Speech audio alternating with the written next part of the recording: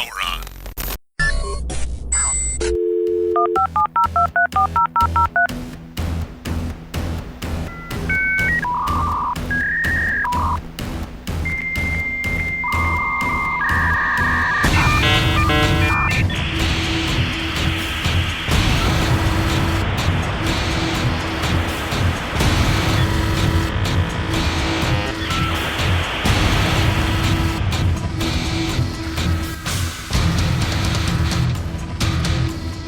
Accessing historical database.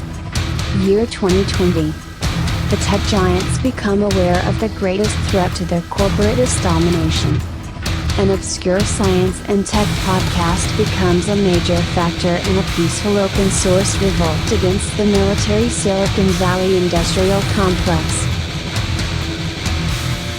The podcast, Sovryn Tech. Its host, Dr. Brian Sovryn.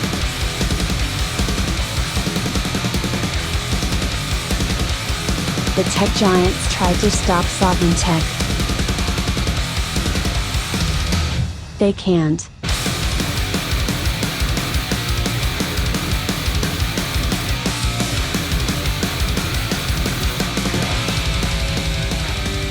Woo! The man of the hour, well, should I say the man of 2 hours, is here for the hour of power, baby. It is none other than Sovryn Tech, and you are being joined by the Golden Stallion, the man of tomorrow, Savzu, the rated R radio star, ready to get it all on this week. And we've got a lot of tech news to get into, including, as I often love to do, even though, well, actually, no, I don't love to do it. Why? Because there's so many things that I'm right about on this fucking show that I don't want to be right about. But it's tech news that's going to prove points that we have made for some time, and we will get into that. But since this is my show, baby, I reserve the right to, frankly, talk about whatever I want to talk about whenever I want to talk about it. Even though usually I keep all of that in the segment at the end, the climax, where I talk about whatever I want to talk about. But sometimes news comes across that is just so holy shit, or maybe unholy shit, that I have to talk about it right at the opener. And, I usually save entertainment, that kind of conversation, even though I think it has a completely relevant place in any tech show. I usually save that for when I do TIE Fighter Renegades, which you can find on this feed as well for Sovryn Tech, that I do with my man Rob. And I'm sure we'll talk about this then when we get into July's TIE Fighter Renegades. In fact, I guarantee you it's going to come up along with some other things that I might mention if you just give me a moment. But this is news that's actually also kind of relevant to tech as well, because it's really one of the things that I have to admit totally got me into computers as a kid. Now, I have had basically computers in my life, my whole life. Actually, this is going to be relevant when we get into our main story as well. Not about me, but about, say, the latest generation of human beings on this planet. That being Gen Z. Yes, we are going to talk about it. Yes, it is actually interesting and not necessarily derogatory, at least not coming from me. As much as often it seems I do engage in that kind of banter. But I've always had computers. I mean, I remember the old T1000. I remember of course, I used the Commodore 64 for so much of my life. I remember the old Atari computers that we had. I remember the Apple laptop that we had with 2 disk drives on it. Disk drives, you understand? The big boys. We're not even talking PowerBooks or iBooks. I mean, it was long before any of that. I've always had them. But you need to have. I mean, here's the thing is that granted, while it's interesting, actually, here's a great thing to do. And a lot of people either don't remember this or they just had no idea or whatever. Either way, great to look into to get the refresher or to realize, wow, what a world we live in. Go back to the late 1980s and the early 1990s and look at the price of computers. And I think you will be in shock at just how fucking expensive these things used to be. I mean, there's a reason the Commodore 64 took over the world for a good while, because in comparison to its quote unquote competition, it was so inexpensive. But computers used to cost a lot of money. So, there was certainly that barrier to entry. But bottom line being is that, a lot of things that you want to do and that people do with computers now, or at least a lot of things minus perhaps the internet, has been possible for decades. So people always needed really a reason, right, to start using a personal computer of some kind. Smartphones is a whole other animal, and that's not necessarily part of the conversation here, even though I think it may be an interesting point to bring up in potential plot lines for what I'm about to discuss. So anyway, the thing is, and I've talked about this many times, what got me into technology? What got me into using a computer in the first place, right? And that really was, I mean, there's a few things, okay? But one of probably the biggest one was that it was, and I had a typewriter as well, by the way, but the fact that I had basically unlimited paper and unlimited ink, quote unquote, on the computer screen. And I have been writing basically since I was like 6 years old. I'm not saying I wrote anything good or ever have, but I'm just saying that I've been writing. I've wanted to be an author and so on for that long. And so that's always been part of the equation for me. And a computer just made the most sense, right? And even back then we had things that were just fancy word processors. They weren't even technically, PCs. But it wasn't just that. There were other things.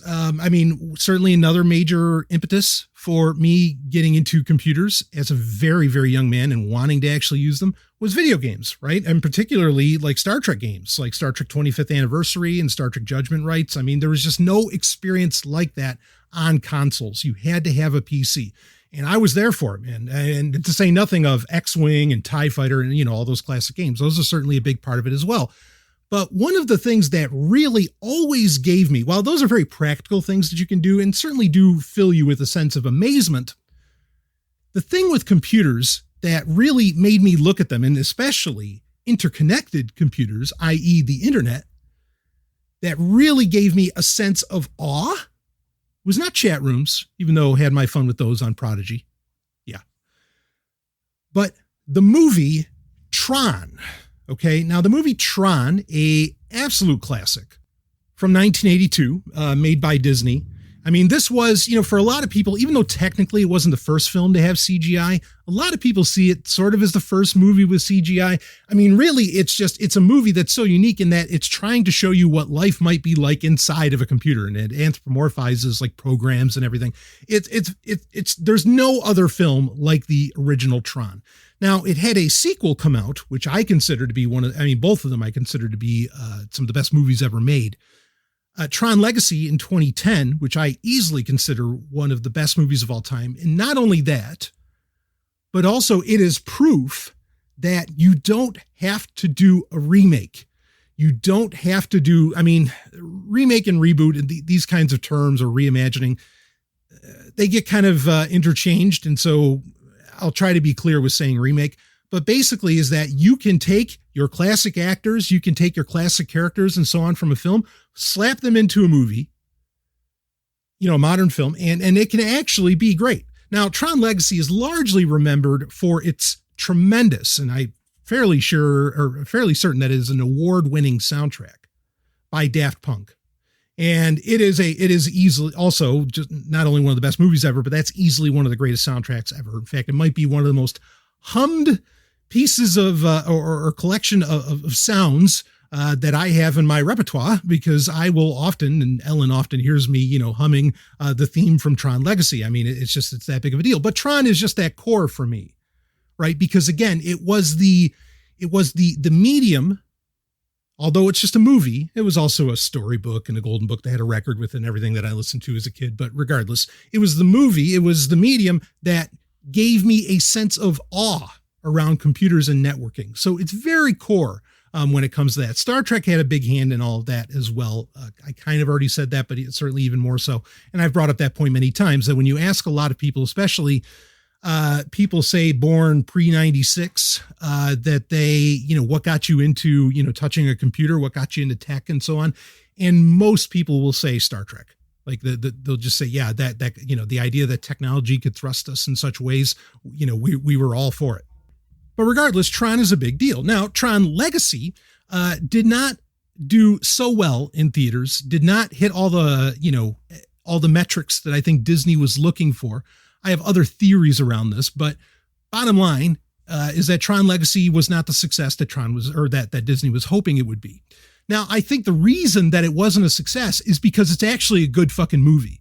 And so not everybody would put their ass in the seat to watch it, right? Because the more you make something appeal to the lowest common denominator, the less chance of genius and brilliance and, innovative and interesting art you have, right? Because I mean, to appeal to the most people, you have to say the least in whatever you're presenting. And that's true for, movies, books, music, comics. I mean, you go down the list of the medium.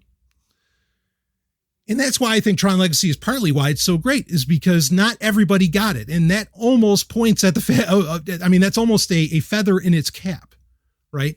And again, it does show that you can successfully do a sequel. In fact, even 25 years later, almost to the day, you can successfully do a sequel that plays right off of the original. You don't have to pull off a Ghostbusters where you're doing a remake or whatever else. You can actually pay homage and fealty to the source material. And I think Disney really did that. And then they made a little cartoon called Tron Uprising, which went for about a season, which I thought was fantastic. Basically, this all is happening around 2012, 2013. And what I have always said that I thought occurred here was not that Tron wasn't doing some kind of money for Disney. Otherwise, I don't think they would have bothered with doing the cartoon of Tron Uprising. I think what happened is that they bought Star Wars and then they basically said, okay, we don't need to do Tron anymore, right? Similar to Paramount and CBS saying, well, Star Wars movies are getting made now. We don't really have to do, the J.J. Abrams Star Trek films anymore because those were basically, Star Wars in Star Trek's clothing. But now, and this, I think this proves my point, and I'm sure we'll talk about this with Rob, and I want to hear his insights because he always has brilliant insights. But I think this proves my point that Tron, again, folks, we got tech news to get into. Don't worry about that. But now that Star Wars has effectively been really, really hurt, right? And it has with the sequel trilogy. Now that that's been hurt, Disney's like, okay, we got to count on something other than Star Wars, and we can't just make all of our money on Marvel because people are probably getting sick of those films too. And so they are going back to maybe one of what I think was really their original plan, was that they were planning on Tron being one of their major franchises, to make money whenever there isn't a Marvel movie out, more or less. Okay. And I mean, I think that this is pretty key because you have to understand that the reason that there are a lot of reboots, reimaginings, remakes, and all this other shit in the entertainment industry are two. One is that, yes, they have run out of creative juices. Actually, there's three reasons. One is that they've run out of creative juices pretty clearly, and they won't even let writers be creative. In fact, we have a lot of evidence for that. Go look up J. Michael Straczynski's Twitter, and you'll find out about why he is suddenly getting on Patreon. Not because he can't. Look, people will hire him right and left to write shit in Hollywood. He doesn't have a problem getting stuff, passed through in Hollywood. The problem is that what he writes gets watered down. And so he wants to make stuff independently, right? And kudos to him. I mean, fuck, you made Babylon 5, baby. I'll support you any, 6 ways to Sunday. All right. Now, so there's that. Okay. There's that. They are out of creative juices, and kind of related is that they won't allow for real creativity to flourish because movies are at such a budget. Now, just like the video game industry is running into the same thing. They're at such a budget now that basically, you have to get so many billions of people to see your movie just to break even. Okay. And so you can't afford to be creative. And like the studios can't afford to be that creative anymore. Right. It just doesn't work. The third reason is that you need to, because everything seems so tin plated. In fact, this is going to play well into our story of the week, which also or our main story, which also has to do with some Bitcoin. The idea that everything just feels, again, it feels tin plated. It feels cheap unless it has some kind of historicity, unless it has some kind of, not just nostalgia, but like that you can point back to, no, this is real because this has been around for decades. Right. And that's a very easy way to buy into some trust in the movie going public or in the viewing public. So you have all of that going on, and that's where Tron kind of wins, because everybody remembers that, oh, it's this really weird film, and it's so visually gripping and visually unique, and it still is to this day. Even Tron Legacy, while it did the job, it doesn't have the same exact look, and I didn't expect it to, nor did I necessarily want it to, because that old look is based around, they would have loved it if it looked better too. But anyway, I still think it looks great. I'm not knocking it at all. And they did tremendous work, and it's still a gorgeous style on that film. But point being is that everybody, even if they've never seen Tron, you know Tron when you see it. It's just that fucking unique, right? And so it's an easy thing to get people to pay attention. Like, oh, Tron, oh, I've heard of that. Oh, I remember that. Oh yeah, that's that weird shit. Oh yeah. That's enough to get people talking about it and maybe get their asses in the seat. Okay, now, all the other reasons that I described, because in case I don't think I've even said it yet, but here it goes. Disney has officially, and I mean official coming from a Disney exec, was it Mitchell Lieb, has said that they are making Tron 3. It is in production. They are going. Apparently, Jared Leto might be attached. That's about the worst news out of this whole thing. Jared Leto is a very odd character, not in a good way. I don't trust that guy. I think that guy is he's very weird. And I say weird in like kind of an occult, strange sort of, I don't want to go down that road, but I don't like it when he's attached to shit. I hated his Joker. Actually, I pretty much despise just about everything he does. But anyway, so Jared Leto, that kind of sucks, but I'll admit he'd probably make a pretty great Clue if you're going to bring him in as a character. The supposed exact quotes, they're hoping that Joseph Kosinski comes back to direct it, who directed Tron Legacy. I think that's great news. They are looking to get Daft Punk back to do the score again. That's exactly what you want, because that's the thing that people remember the most from Tron Legacy. I think that's a great movie. You just got to give it a shot. And most people never even bothered. They're also saying, I guess it's going to be more of a sequel than a reboot. Okay, that's good. If it's going to be more of a sequel, stick with that. Parts of the Tron Legacy cast could return. Olivia Wilde, bring it on, absolutely. And there's the chance that it could, these are rumors. Not all of this is coming from Mitchell Lieb, but there's the chance that they could be reviving a script, because there was a script before for Tron 3, apparently called Tron Ascension, where the grid, as in, the gaming grid or, the world of the computers, ends up invading the real world. And there's like some character named Ares involved. So that's, I'll just say it. I'm fucking excited. I really, really am. The part that I think is going to be interesting, and I kind of pointed at this earlier, is that now, even more so than in 2010, granted, we've been dealing with, smartphones really ever since 2007 with the iPhone. But I get the sense that the smartphone could be a major player in this. And, that can be either a good or a bad thing. If it has an anti-smartphone message, right? Because that's how perhaps everybody comes in from the grid, like all these, maybe Clue comes back, or I don't know, however or maybe this character Ares, maybe they use smartphones to invade the earth. I could be very, very on board with that. And that would fit right in line in a very abstract way with a lot of messaging that we talk about on Sovryn Tech.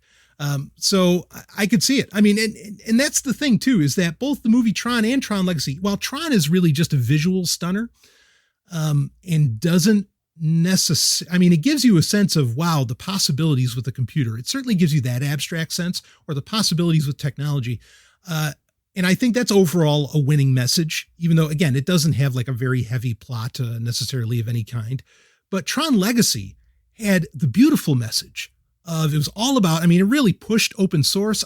So many concepts. I've quoted Tron Legacy I hundreds of times on this show over the past decade. I really, we've been going almost a decade. In fact, it's a decade since Tron Legacy came out. I've quoted it so many times because it was totally on board with open source, making fun of just putting a new number on the box and selling it to people as new software. The concept of that, there is perfection is an imperfection, right? The world is perfectly imperfect, and that's a good thing. There's no such thing as the perfect system, and so on. All these great concepts that are in that film. I'll admit it. I'm excited for this one. I think that there's the chance that Disney might just be able to do something really interesting and right with this. And it's not uninteresting to bring up that, there's a lot of rumors going around right now that the Star Wars, basically you have multiple camps in Disney that are like in control of Star Wars, and that there's like the George Lucas camp and there's the Kathleen Kennedy camp, and that basically the Kathleen Kennedy camp is getting kicked out or being shoved out, and the George Lucas camp is taking over, and they're the ones behind The Mandalorian, which is actually great. We've reviewed that on this podcast, I think it was on TIE Fighter Renegades, but anyway, if there are people in Disney who are finally starting to get it, okay, no, we need to appeal to the moviegoers that are willing to maybe buy some merchandise, see the movie more than once and so on, and not be so much about perhaps asses in seats, or think about a much longer play, or stop trying to go after unproven demographics and so on.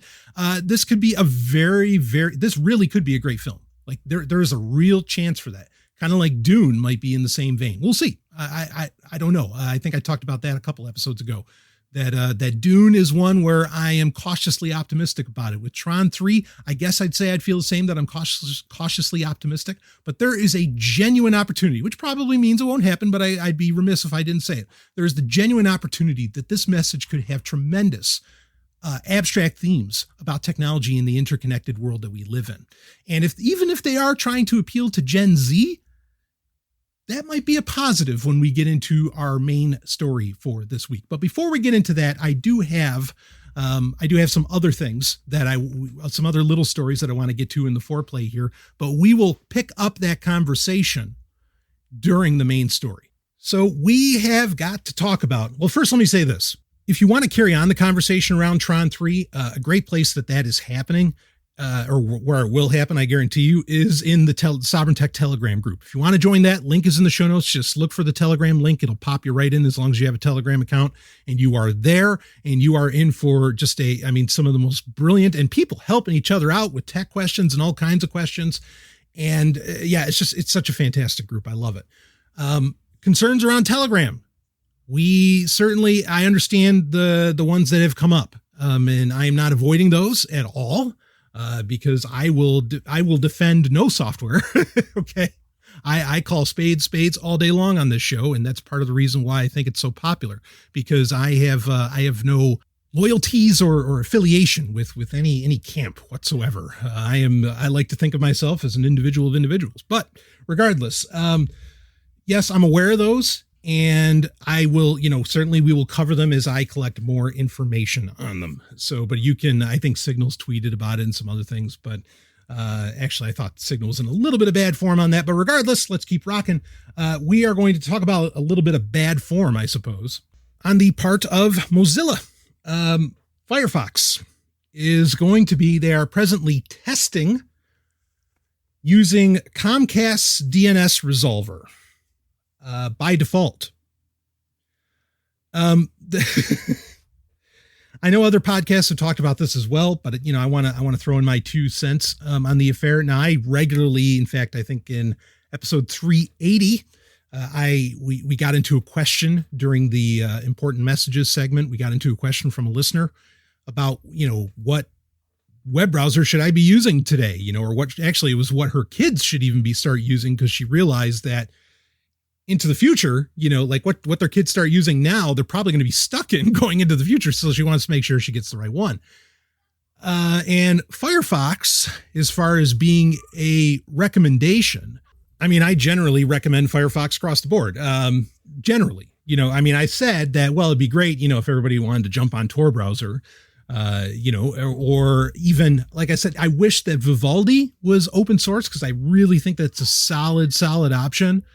And it likely will become open source in the future, but yeah, it's a challenge. And now with this from Firefox, now granted, if you are, technically minded enough, this can be resolved, but most people aren't. And, the tyranny of the default, which we've talked about on this show before, an idea from Steve Gibson, of course, who, that he's been a proponent of, where basically whatever the default options are or the default software is, that's what the bulk of people are going to use. Because the tyranny of the default is a real thing, this is a problem. So I'm not necessarily rescinding my recommendation of Mozilla Firefox, but I am going to bolster a recommendation that I made years ago when this was first launched, when we get towards the end of what's going on here. So initially, Mozilla had started switching over, and part of this has to do with them deploying DOH. They had switched over to Cloudflare, okay, which is their 1.1.1.1, their DNS resolver, that they were going to use that as the default DNS resolver in Firefox. Now, that's not a terrible option at all. I think that's largely better than Google's DNS, or certainly your ISP's default DNS, which is what, web browsers used to just go to. I think it's a better option than that, but part of the reason that people were switching, okay, to other, DNS resolvers was because the DNS resolver is effectively think of it like the old phone system, right? Where you have phone numbers. Okay. In this case, that would be, your average web address, right? Your domain name. Okay. Your URL. So that would be the phone number. The DNS, and that's a DNS, domain name server. Okay. Right. Well, anyway, so the DNS is like the phone book of the internet. The resolver is effectively like the operator. Remember operators? That used to be a thing. I'm sure it still is in some way. But the operator used to be a human being, and, certainly, like, as is the nature with many humans, there are some people better at their jobs than others. And you have operators that were very quick at switching you over. And then you have ones who might have been new at the job or whatever. And so that's why, you wanted options, right? Not that you could choose what operator was working for you by any stretch, but with, a DNS resolver, you do have the option of choosing which one. But people were switching over because the DNS resolvers that your average ISP were offering over the years, were slow because they didn't really bother. They didn't really care. And then you had something like OpenDNS come out, and then it gets into, well, can we encrypt this traffic? And yes, you can. And that's part of the reason people go to things like, why they would switch to Cloudflare and so on. Google's DNS resolver, that would effectively be faster than just about anybody else's. Of course, once you start encrypting the resolver, then the time it takes you to go from website to website in your web browser is going to slow down. So that's part of the reason that people didn't bake encryption in the first place, because especially, years and years ago, because internet speeds were slow enough anyway. So, for Firefox to want to beef up security a bit by going with Cloudflare, fine. And they basically had like a trusted, I'm trying to think what the TRR, trusted recursive resolver, I think is the name of it. And basically they wanted a DNS resolver that, was going to be privacy respecting, because that's, Mozilla and Firefox's MO, right? And so again, Cloudflare, fine choice. Going with Comcast though. Now, Mozilla came out because there was an uproar around this, rightfully so. Mozilla came out and said, okay, you got to understand, this is only going to be on Comcast servers that we are going to default to Comcast DNS resolver. If you're on other networks, if you don't use Comcast, which, let's be clear, folks, they're just shy of almost an internet monopoly in the United States. Who the fuck doesn't use it? So it might as well be the default everywhere. And that doesn't even get into, because here's the thing. So if you're not on Comcast lines, as it were, then it will default to Cloudflare. Okay. It'll do an automatic switching. There's an inherent problem there too. But, well, let's talk about that. And that is that there's going to be a time where when you are switching, that and I don't know how brief of amount of time this is going to be, but where Cloudflare traffic Cloudflare traffic and Comcast DNS resolver traffic are going, both of them are going to be able to collect it. That's going to be shared for some amount of time. And that ultimately, you never want, data going to multiple parties, even if it is Cloudflare. It's still going to be going to Comcast for a little bit, even when you're switching over to Cloudflare and vice versa. And then Comcast. Now, Mozilla said that Comcast, oh, no, they've met all of our qualifications for this TRR. They're going to be privacy respecting. And I'm like, in which alternate universe is Comcast privacy respecting at all? Like, what evidence does any consumer have to believe that? And I don't think Mozilla is being very forthcoming with what exact evidence that, how do you, I mean, yes, you could say that's very difficult to prove ultimately. Well, yes, it is, but that's why you don't trust anybody, right? DTNO, trust no one? Or not DTNO, but TNO. That's a concept in security, folks. So I just think this is an absolute fail. Like, I don't know who thought this was going to be a good idea.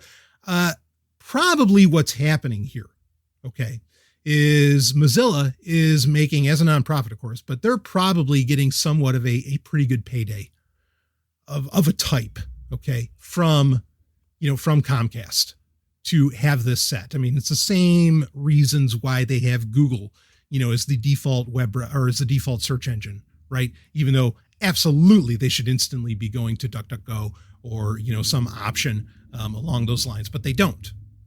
Now, I guess to play a little devil's advocate, okay, let's say it's more than just the funding thing, right? Okay, now there's a relatively easy solution to all of this, and I will certainly tell you what that is, but let's keep rocking. So, a couple versions ago, Firefox implemented DOH, which is basically DNS over HTTPS. Now, this has caused, as brilliant an idea as this is, because this is, again, encrypting more traffic, encrypting more data. So that's a good thing, right? Yes, it is. But it is also flooding a lot of servers and creating massive problems with IT departments.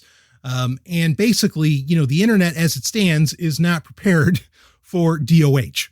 Okay, now you can read up on, if I think of it, I'll put a link in the show notes if you want to do a nice technical breakdown of DOH.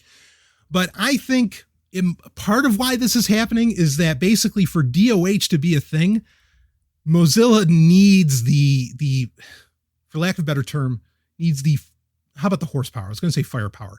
They need the horsepower that Comcast has, okay, with their servers. And that's why, probably why they are going with that. I bet that there is something in the protocol for DOH that is actually might even be flooding Cloudflare a bit, and that's a bit of a problem. This is something that, the internet needs to get more encrypted, and that's great. And that's something that basically, needs to be resolved going forward. And I'm sure there are technical challenges that eventually one day will get resolved, or perhaps ultimately we could just get used to web pages not loading as fast. Wouldn't that be nice if people could, have some goddamn patience, but I don't know that that's exactly going to happen.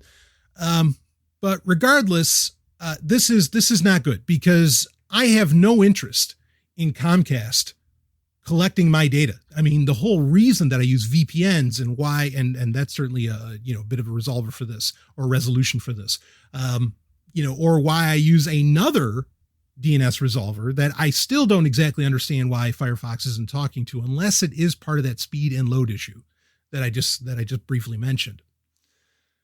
I use Quad 9. Okay, as my DNS resolver. I don't use Cloudflare. I've recommended Cloud9 across the board. The instant it came out, I talked about it and I sang its praises, and I continue to do so.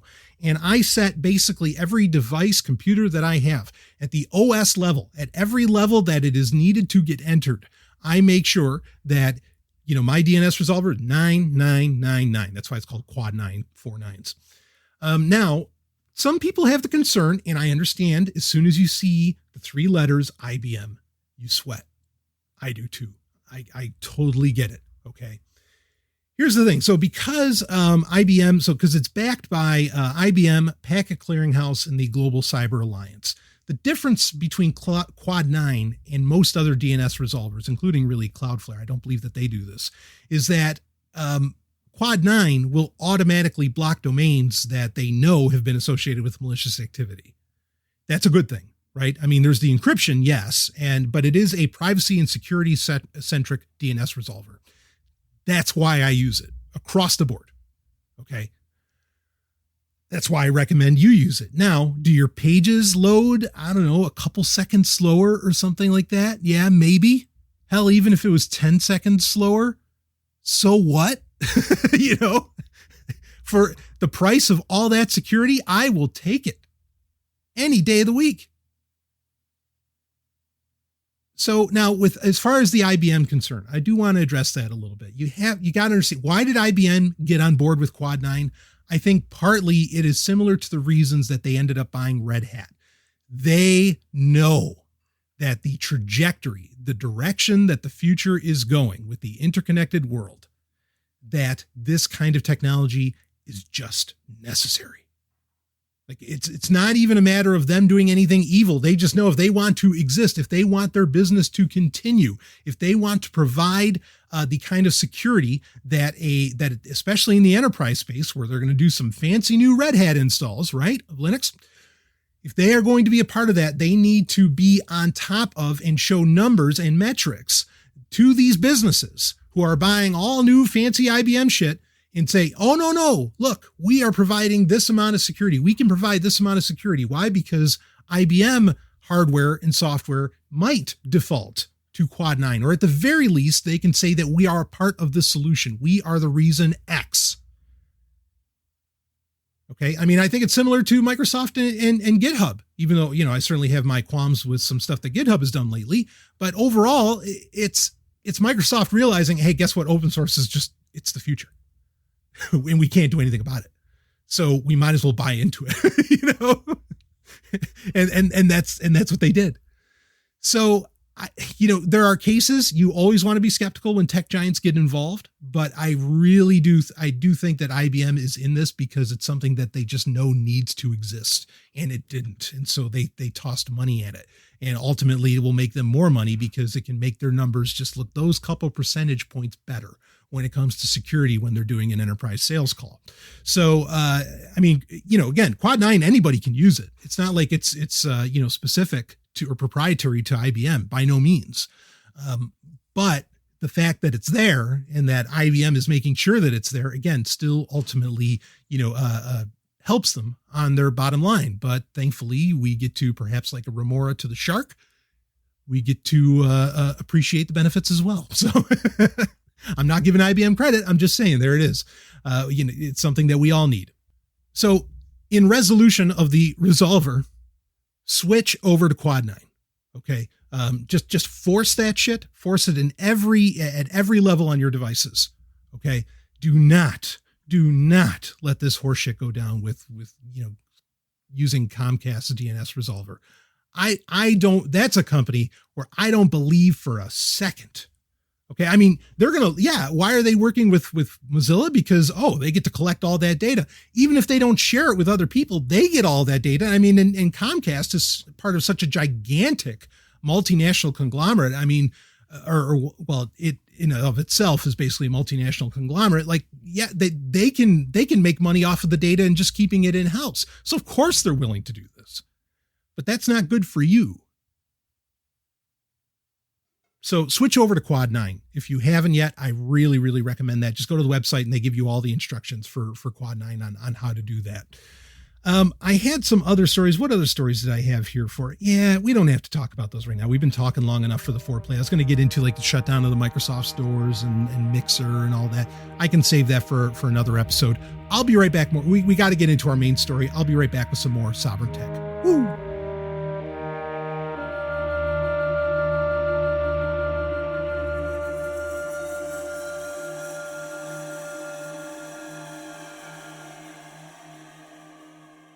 Hey, is Sovryn Tech not enough for you? Well, let me tell you about something you'll never get enough of. No, I mean it. We're talking about a radio show and podcast that goes all night long, 7 nights a week, 3 hours a night, 365 days a year, and has been going since the early aughts, baby. I am talking about none other than Free Talk Live. It's the show you control. That's right. It's an open phones call-in show that is ready for you. And if you're worried that your voice isn't going to get heard, don't be. We are talking about the only libertarian radio show stateside. And not only that, it's also the number 26 talk show in the United States. Start listening now and go ahead and hit that massive back catalog at freetalklive.com. The Golden Stallion guarantees a good time, and you might even find some episodes with me on them when you do. That's freetalklive.com, and we thank them for sponsoring Sovryn Tech. Let's get back to the show.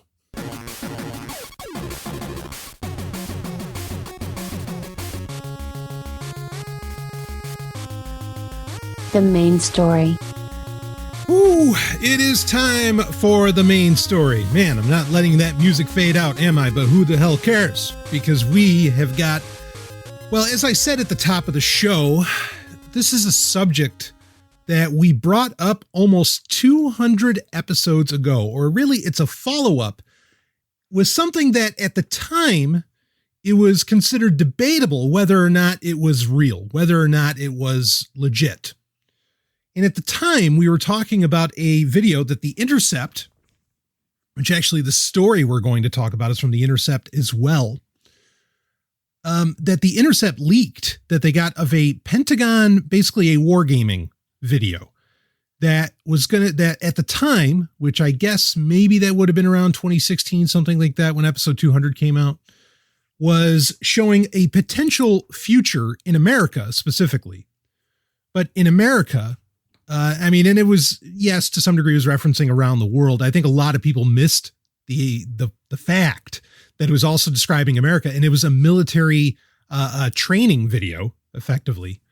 But this video showed off, and I think I played the audio from it and everything in episode 200 of Sovryn Tech. This video was laying out what was considered by the Pentagon to be a nightmare scenario where a decade in the future from then, which isn't too far off from now, but also falls into a similar timeline that we're going to talk about with this more recent war game. So the idea is that they predicted in the future, and basically in the 2020s, but in the future, that there would be entire alternative electronic, shall we say, markets and currencies. Of course, this was talking about, the threat of Bitcoin, cryptocurrencies in general, blockchain technologies in general, and peer-to-peer technologies in general, to where these things operate in such a way that the military can't easily shut it down. Now, like I said, it's amazing that nobody really pinpointed or pointed out, even The Intercept, I don't think really touched on it, that the Pentagon was basically wargaming that the military would have to be in the streets in America. And I don't think they just meant the National Guard. In fact, we're pretty much 100% sure that it didn't just mean the National Guard. Which, as far as at the time when I did episode 200, I'm sure a lot of people would say, well, that's ridiculous that military would be, not the National Guard, that the, traditional military, the standing army, etc., would operate within the United States. They're only meant to operate outside of their bases, on foreign soil. Well, now that's not so crazy, is it? Come past or post June 2020. So this video, or this other, again, that leak was debatable, but with this war game, which is specifically called the 2018 Joint Land, Air, and Sea Strategic Special Program, or JLAS is what they're calling it, I think proves that video is absolutely real. That was totally a leaked Pentagon training video for military operations. So let's get into this a bit here, because this gets very generational, which I find to be interesting in a few respects. And I think there are some takeaways to go with here, but actually there's a lot of takeaways to go with here, and some of it, frankly, is kind of hopeful. I don't like to use the word hope, but for lack of a better term, there we go. Anyway, let's read it here from The Intercept. The story itself is from June 5th, 2020. Pentagon war game includes scenario for military response to domestic Gen Z rebellion. Again, domestic military response to a Gen Z rebellion. I can imagine this story largely went under the radar, especially around June 5th, because at the time, the protests and, other showings in the United States were certainly, they were just setting all the headlines ablaze, no pun intended. But let's read this here. It's by Nick Terse. In the face of protests composed largely of young people, which is what they're just referencing, what I referenced, the presence of America's military on the streets of major cities has been a controversial development. But this isn't the first time that Generation Z, those born after 1996, has popped up on the Pentagon's radar. Documents obtained by The Intercept via the Freedom of Information Act revealed that a Pentagon war game called what we mentioned earlier, JLAS, offered a scenario in which members of Generation Z, driven by malaise and discontent, launch a Zbellion. And that's with the letter Z and then the word, and then bellion. So like rebellion, but Zbellion. Almost sounds French, really, which that kind of fits. Anyway, in America in the mid-2020s. Now, I mean, again, the time frame for this, that this Zbellion is describing, I think that leaked intercept video from 2016, and again, this was set up for 2018. I think that was in preparation for this I think it's all part of the same, scenarios and preparation that the Pentagon is engaging in, that this is what they're really wondering about. And I would not be surprised if a lot of the recent crises, again, I think that there are multiple forces taking advantage of these crises, not necessarily that the crises were manufactured, but that, there are groups taking advantage of it.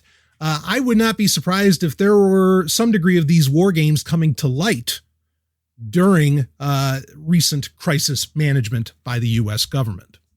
But let's keep reading the story here. The Zbellion plot was a small part of JLAS 2018, which also featured scenarios involving Islamist militants in Africa, anti-capitalist extremists, and ISIS successors. By the way, real quick, you can read some of the documents that the Intercept got their hands on, and I mean these exact terms. In fact, it's remarkable. Anti-capitalist extremist, as if somehow we have what the dictionary definition of capitalism right now, right? Not that I care about that term at all, but it's outrageous. Something I really wish people would do. I really wish people would look at the cultural debates. Even, you could go back 100 years if you want, between Marxism or at this point, you could go back about 100 years, between Marxism and, say, capitalism, right? These terms and really the cultural mores, ideas, and concepts around them. When you actually go back and read the debates going on, say, even in the newspapers and whatever else, and this is true on the side of Russia as well as the United States or the Western world. Wouldn't call it the free world, would you? But anyway, and I don't even know what Western means.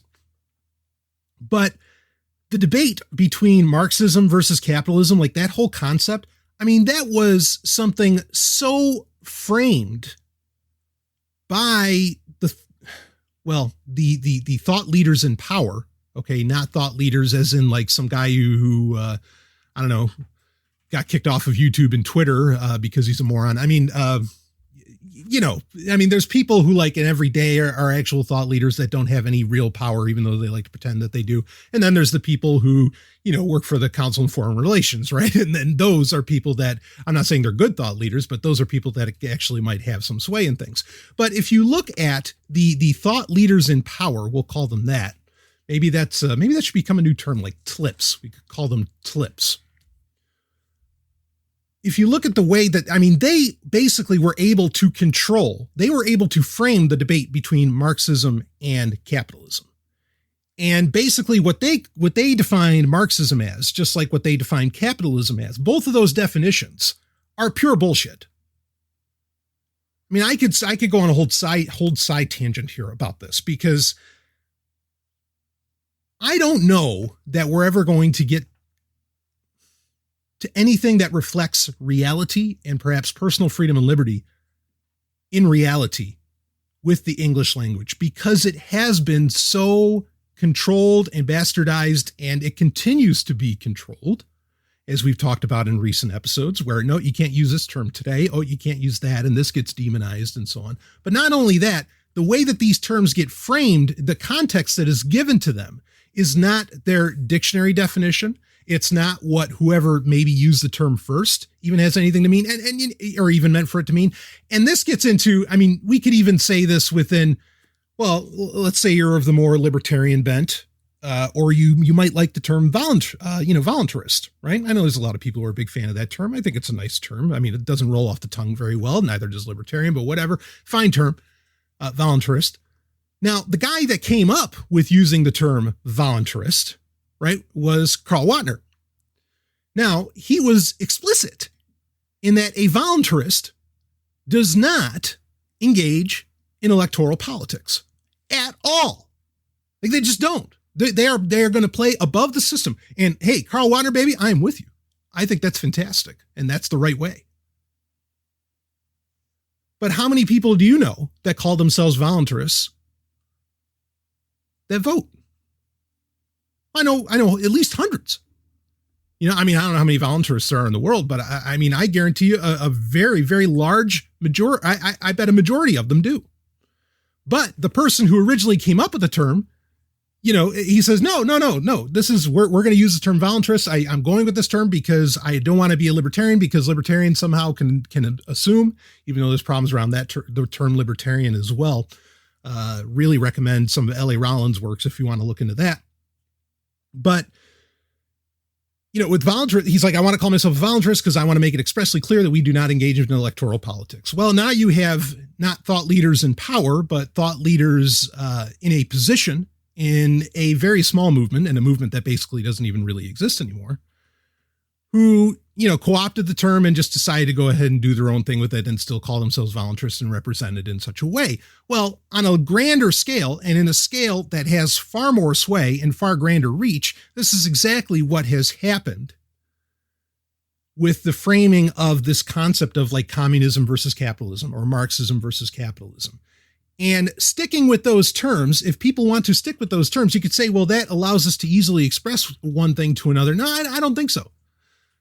I think they absolutely, all of those terms get in the way of what's at the heart, you know, of what surviving, thriving, and being free actually mean.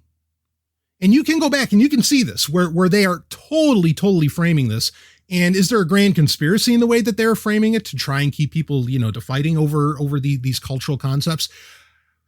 I don't know if I'd go that far, but, you know, certainly there was the way that Russia framed capitalism as being an evil thing. And there is, I mean, and it goes both ways. But we're so stuck because we like these simple terms, and so many of us are just trying to survive. We don't want to have to think too hard about a lot of this shit, that we just, you know, go ahead and listen to the people who maybe have a louder voice that say, oh, yes, capitalism is this, or, you know, you have on the other side, oh, yes, communism is this wonderful, blah, blah, blah, blah, you know, and they just have no idea.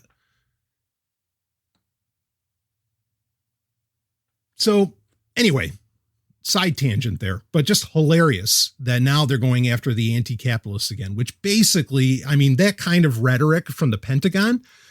Now, I mean, if you want to get conspiratorial, I think this definitely plays into, and since this was, I would dare say, in motion since at least 2015.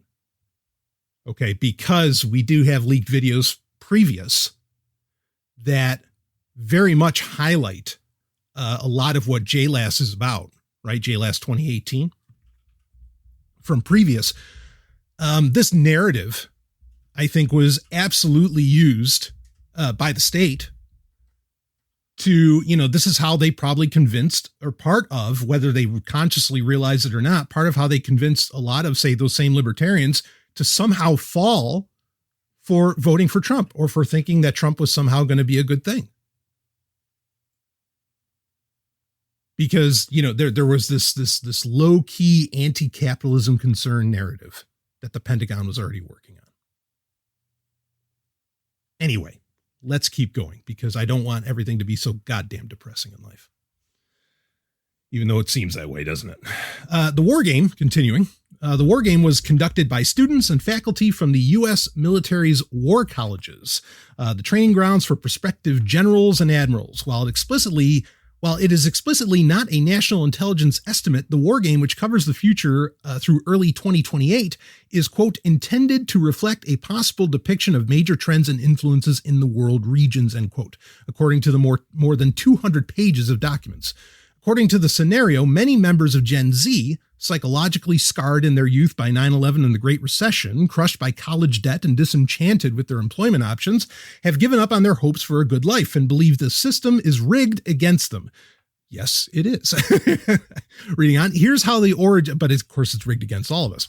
Here's how the origins of the uprising are described. Quote, both the September 11 terrorist attacks and the Great Recession greatly influenced the attitudes of this generation in the United States and resulted in a feeling of unsettlement and insecurity among Gen Z.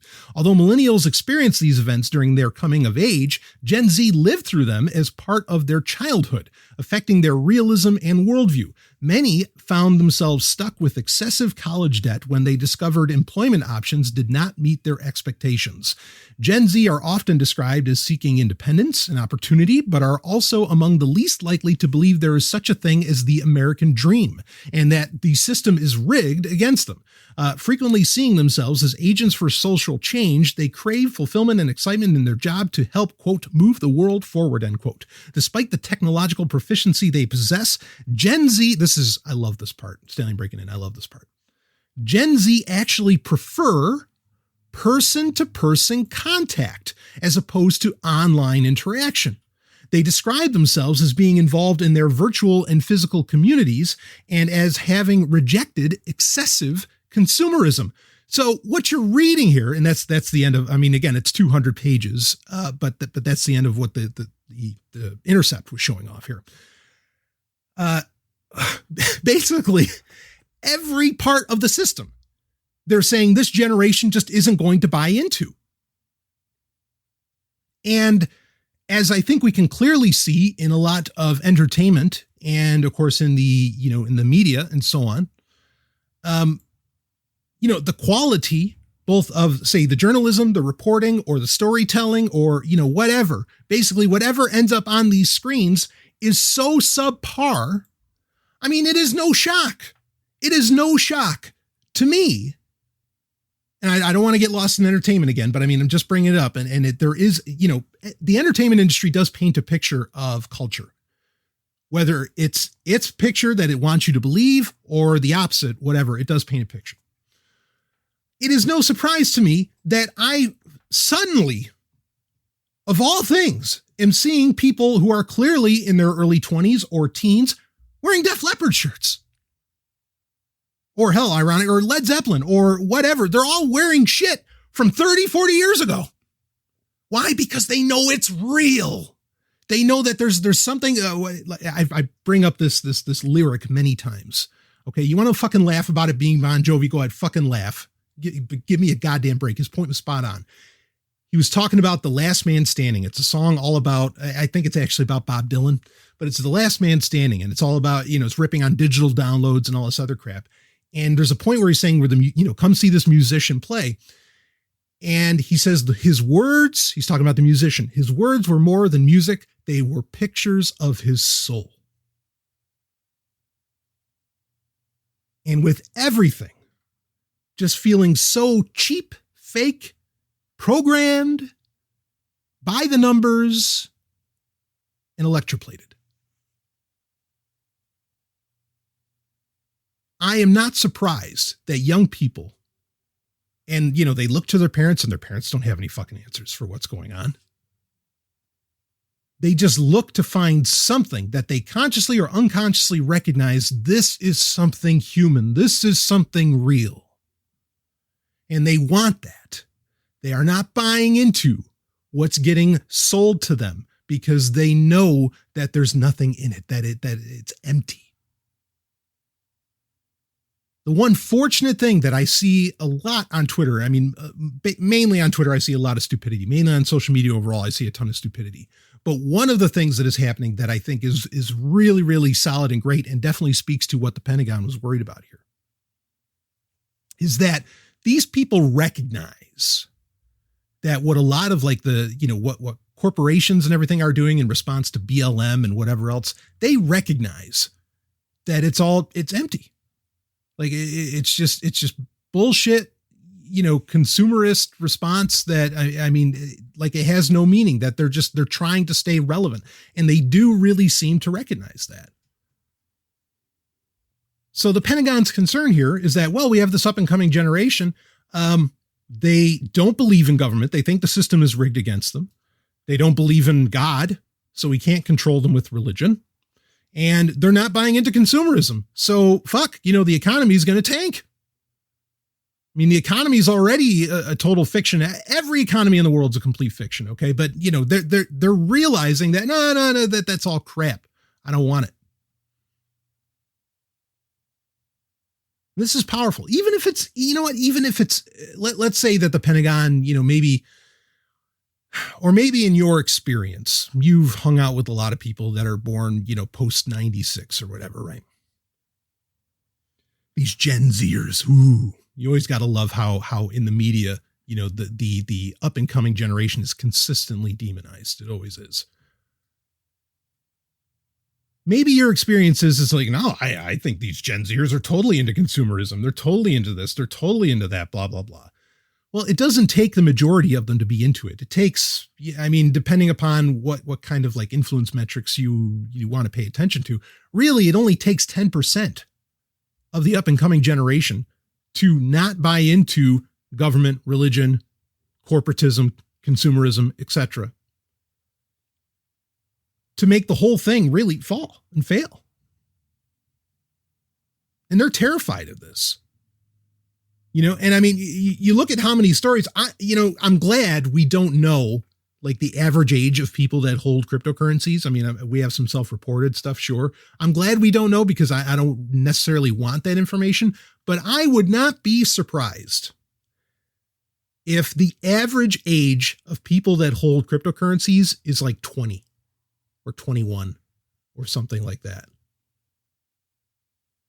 I can't confirm that. I don't know that for sure. I can say anecdotally that when I've seen cryptocurrency trades go down, that 90% of those trades, and we're talking, 5-6 years ago, not when Bitcoin is order of the day, back when it was still very niche and a very, very small crowd, where there weren't even Bitcoin events yet. And, people were trading with, whatever, local BTC and whatever else, or local Bitcoin, I should say. It was college kids. Are they going to buy drugs? Well, yeah, sure. But I mean, the bottom line is that they were recognizing, hey, the system isn't letting me have a good time. I will use the technology that's going to, allow my happiness. And all I can do is a slow clap. Anytime I saw that happen, regardless, I don't give a shit about drugs. I'm not a proponent of any kind and whatever, but I'm certainly a proponent of happiness. I'm a zealot for happiness, quite frankly.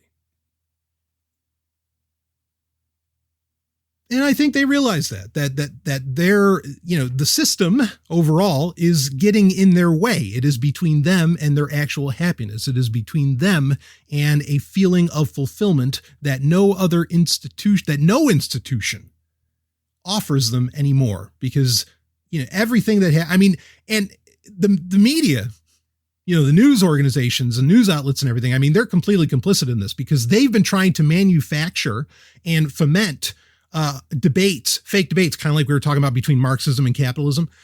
They were trying to foment, be concerned, not just like having you watch sports and like root for your team and blah, blah, blah, but they were, trying to say, oh, this is what you need to get outraged about today.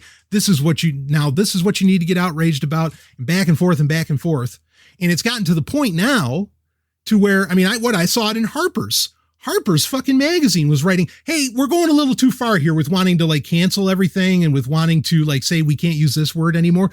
Fucking Harper's? No, your news cycle relied upon you constantly outraging people about this person, this word, this thing that happened, blah, blah, blah. And now everybody's realizing, hey, whoa, wait a minute. What's left? And there's nothing left. And so now they know, now they're pointing the fingers. Basically Harper's, the, news industry, whatever, they wanted to be able to tell you, they wanted to point the finger they wanted to show you where you needed to point the finger.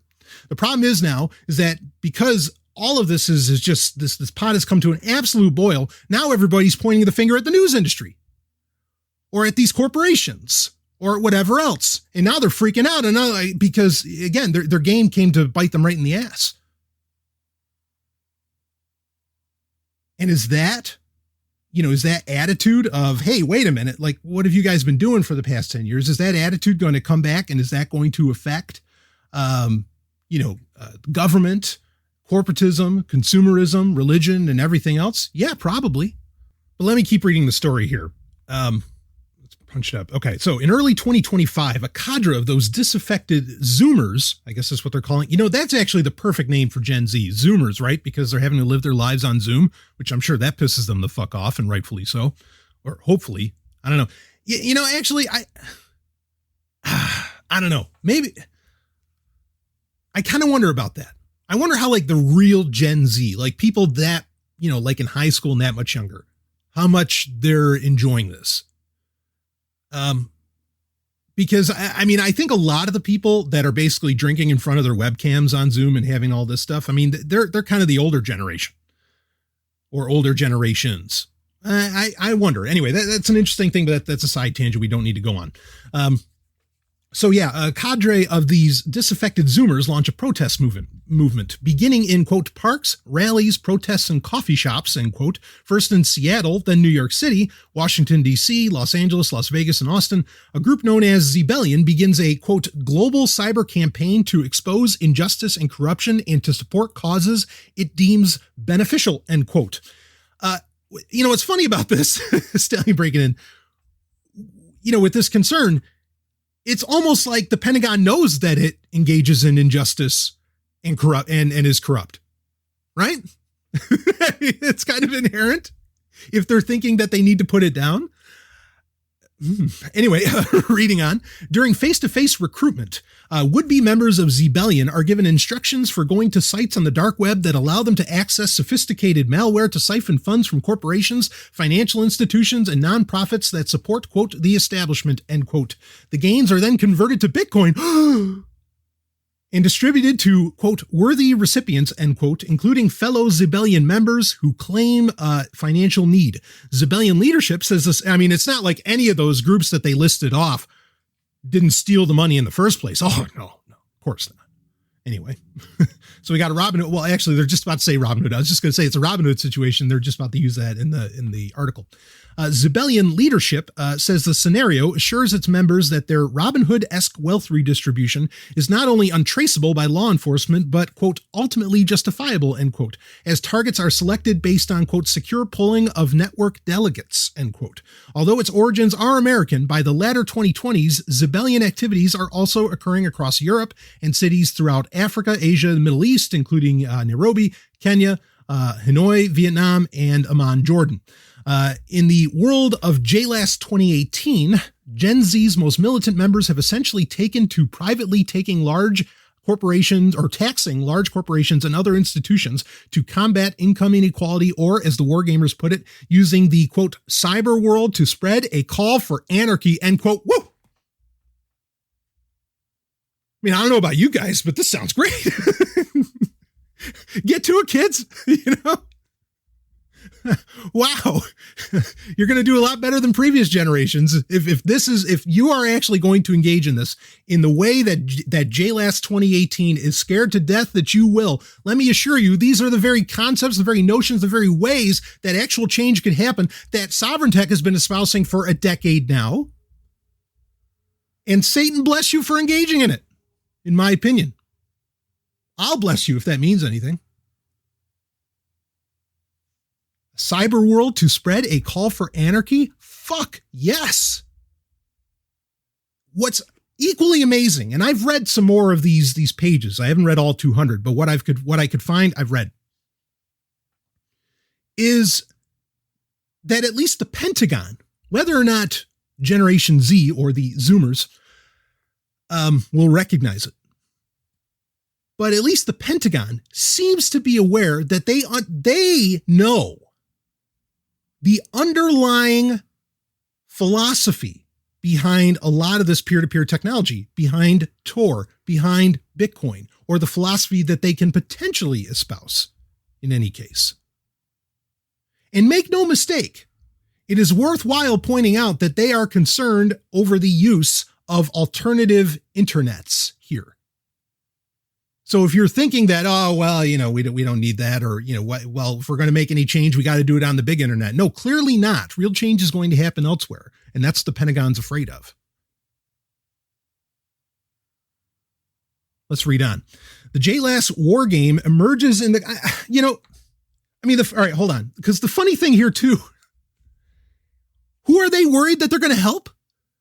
The disenfranchised? The poor? Do you realize this? That they are demonizing what this Zbellion is going to do. And Zbellion, they're not going to help terrorists. They're not going to help this and that. They're going to help the people in fucking Africa. They're going to help the fucking poor people, the homeless, and so on. And they're saying that's a bad thing?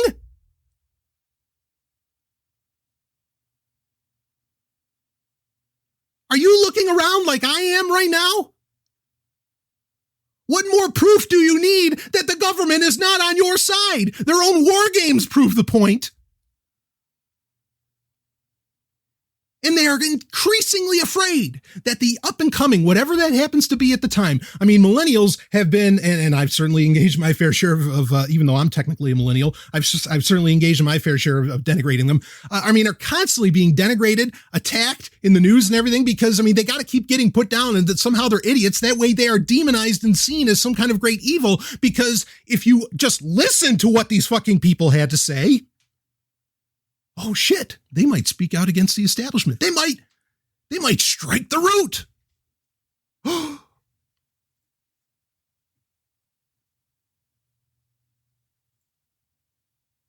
The way that, the big, I could keep reading about this here, but the biggest takeaways from this whole thing, and is Gen Z going to do it? I don't know that there's any guarantee that they're going to do it. Who knows? This stuff can shift. The only reason I have any hope that this might actually occur with quote unquote Gen Z is because, and the generational stuff is kind of nonsense, but whatever, like they love to, it's just another form of separation. But regardless, the only hope I have in that is that people really are starting to call out the media. And that's, in my opinion, that's the first people you've got to attack, that you've got to, and I mean peacefully, okay, that you need to philosophically, mentally attack and get them out as the spooks that they are, as the propaganda men that they are. Toss in your social media influencers with that. Same crowd these days. But get the misinformation out of the way and then implement these technologies, all of the above, everything that got listed off here by Zbellion. Using Bitcoin? Fuck yes. Using Tor? Fuck yes. Go down doing things face to face. It's funny. Ellen and I, I've been rewatching for, I've lost count. But we've been watching Babylon 5. And of course, longtime listeners of Sovryn Tech know I run an ad, or over the years, off and on, I run an ad where it says it's the greatest show in television history. Well, guess what? It fucking is. And I'm pretty sure I'm going to convince Ellen of that too. She's nodding her head right now. So anyway, so there you go, folks. Rounding endorsement, from Gen Z, or no, you're a millennial, right? Yeah, she's nodding. All right. Anyway.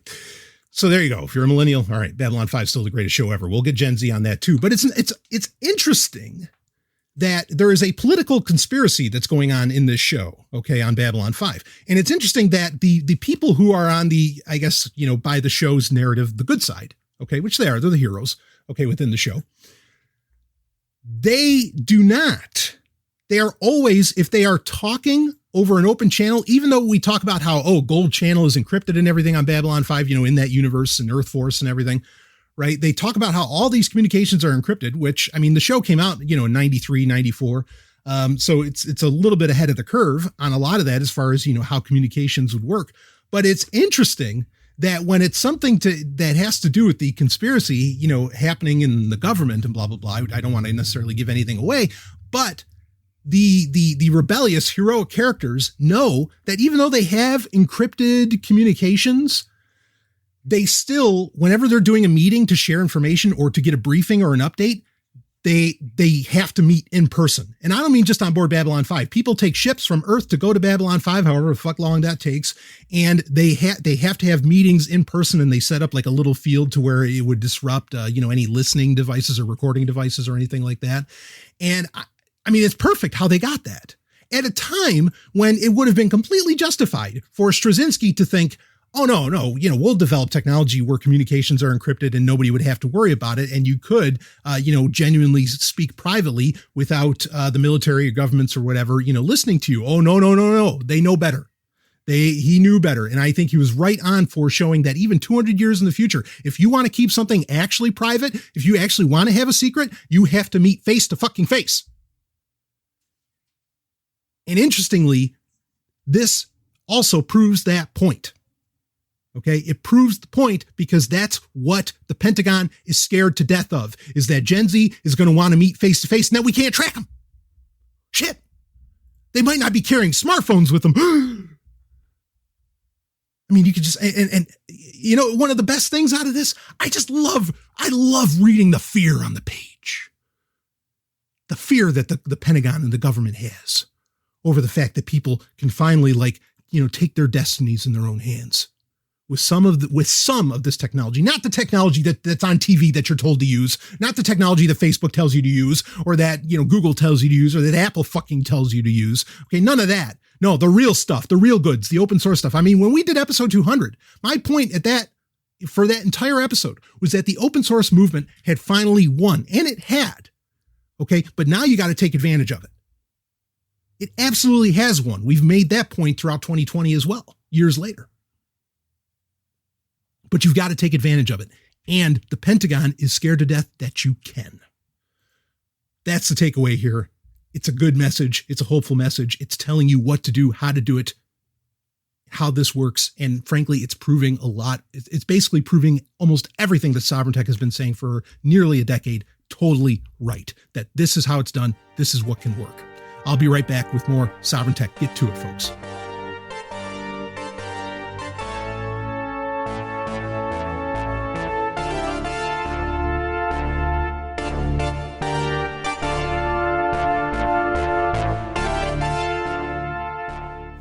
Journey into the far reaches of aquaspace. Attention, security breach. Brace for impact. Seal outer doors. Rig for collision. Launch countermeasures. From Steven Spielberg's Amblin Entertainment Inc. and Universal Television comes a journey into the future and beneath the sea. Roy Scheider stars in Sequest DSV. You can watch Sequest by downloading it from your favorite torrent site or getting it on glorious DVD. For beneath the surface lies the future.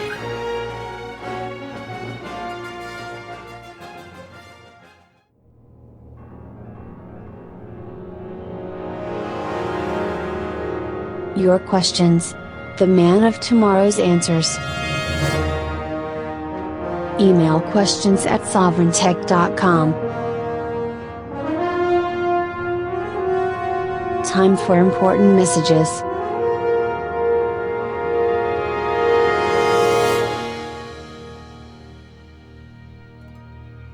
It is time for important messages. Of course, you know how to get in touch with me, whether you're in the Telegram group, the email you just heard, or even on Twitter. Plenty of people that DM me there. My DMs are open, so you're welcome to do so. Of course, Twitter is @SovrynTech. Got a great question here. A little different fare than I usually get, but while we're talking about the future, and in talking about the future, taking a little look at the past, which is what I'm going to do partly with this. I think this is really, really great, really a great question. And so I want to address it. It's a little lengthy. We're going to read it. It's from the Telegram group, and from a great listener, absolutely great listener, and just brilliant. Anyway, here we go. Sovryn, he usually calls me Dr. S, but anyway, at Sovryn, for better or worse, for the local quote unquote corner, small business, do you see a change in the way they optimally design their websites in light of the pandemic? Say your local plumber or home builder. I am thinking the idea is to substitute or complement in-person or on the phone interaction with online engagement. Basically trying to build the online equivalent of a brick and mortar salesperson's "may I help you?" Historically, these small businesses design their websites as online brochures. I'm thinking the small biz of the near future might be best served to design their website primarily for engagement and to demonstrate their topical expertise and connectedness without being overbearing. So I imagine a website with more integrated chat / click to Zoom call click to Zoom call/links to social media accounts, more use of forms or wizards for self-service, funnels, micro purchases, ebooks, online scheduling, etc.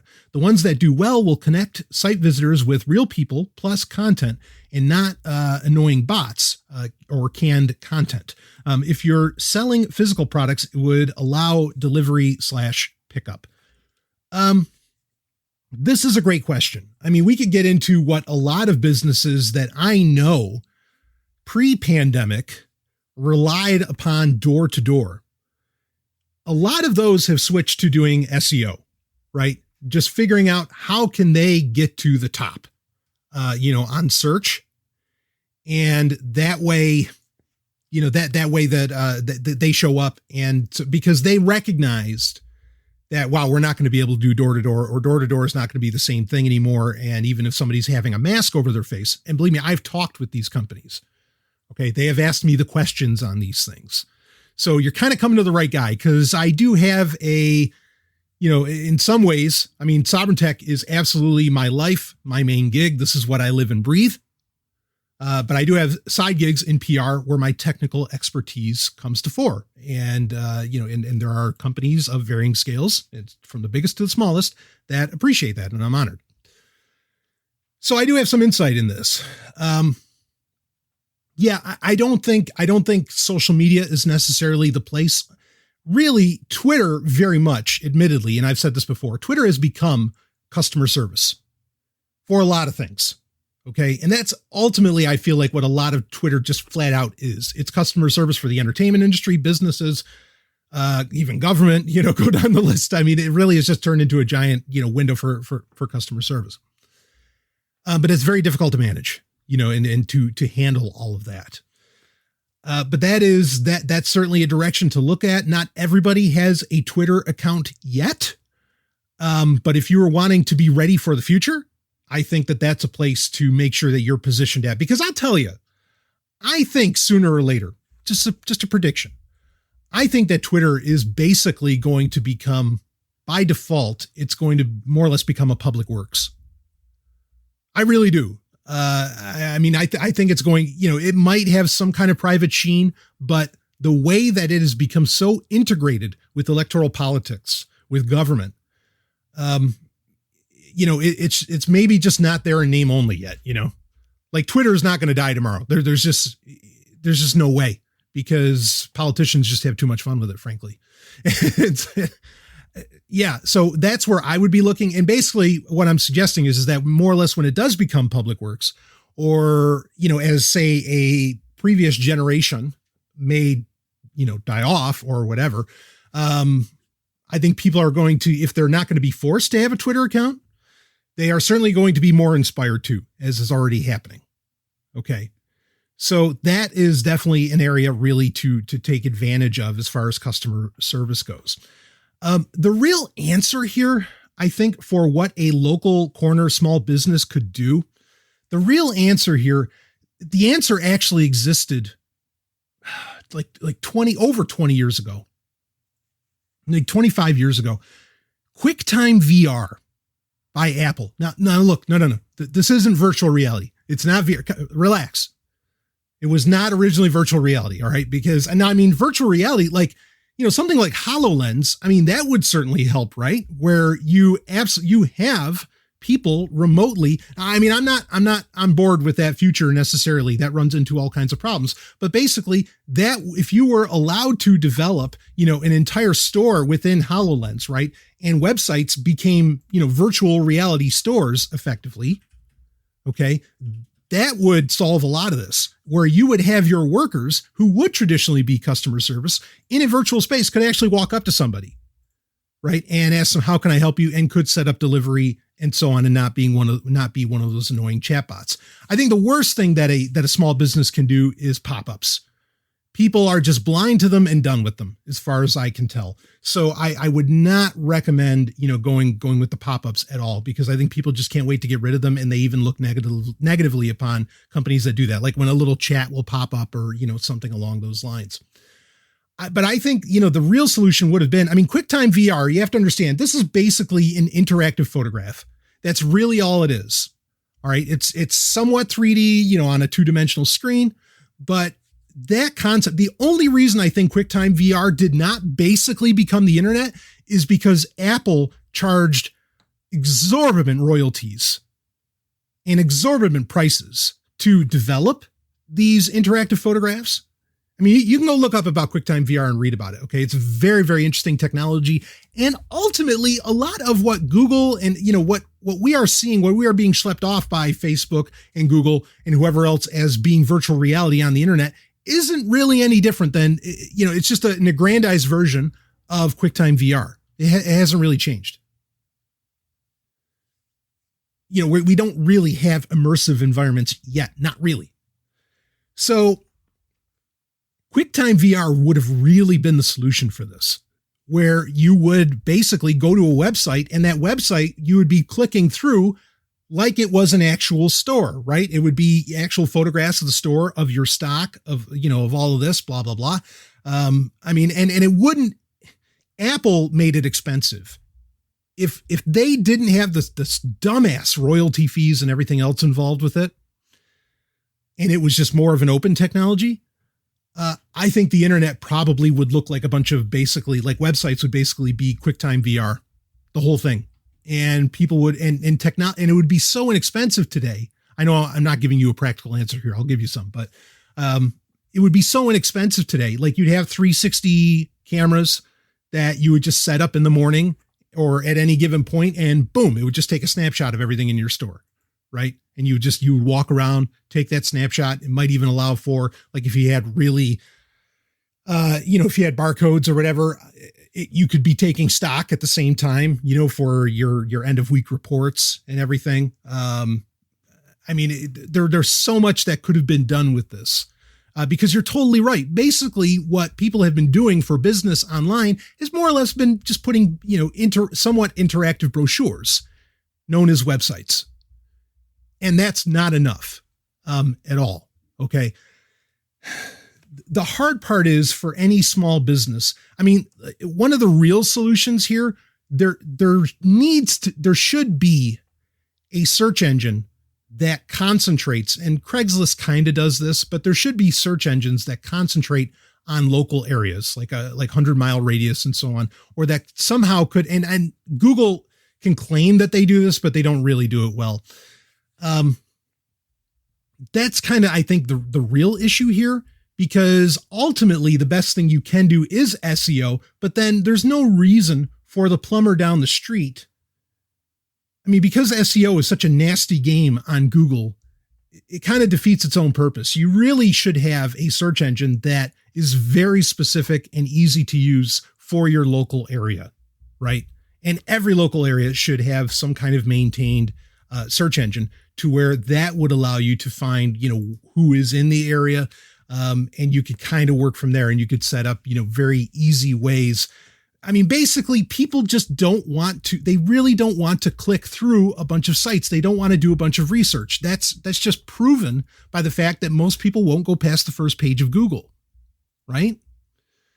So you've got to meet them in a forum, is my bottom line. I tried, and I have espoused for many, many years that, yes, everybody should have their own website, have your own little fiefdom on the internet, whatever, that you take people to, but people don't do that. They won't go there. They just won't. Okay. You got to meet them where they are, and they are going to be, they are victims. And I do say victims. They are victims of the network effect. And so you've got to meet them on their platforms. Does that mean use Facebook? Not necessarily, because I think Facebook is changing so dramatically. People are just running away from it. And there's just a lot of, detesting of Facebook. But of course, once you hook them on the forum, then you get them to your site. And when they get to the site, the line of communication has to continue. What that really looks like, I mean, there's the way that there's the way that Sovryn Tech would want to do it, right? In its dream future, but that's not the real world.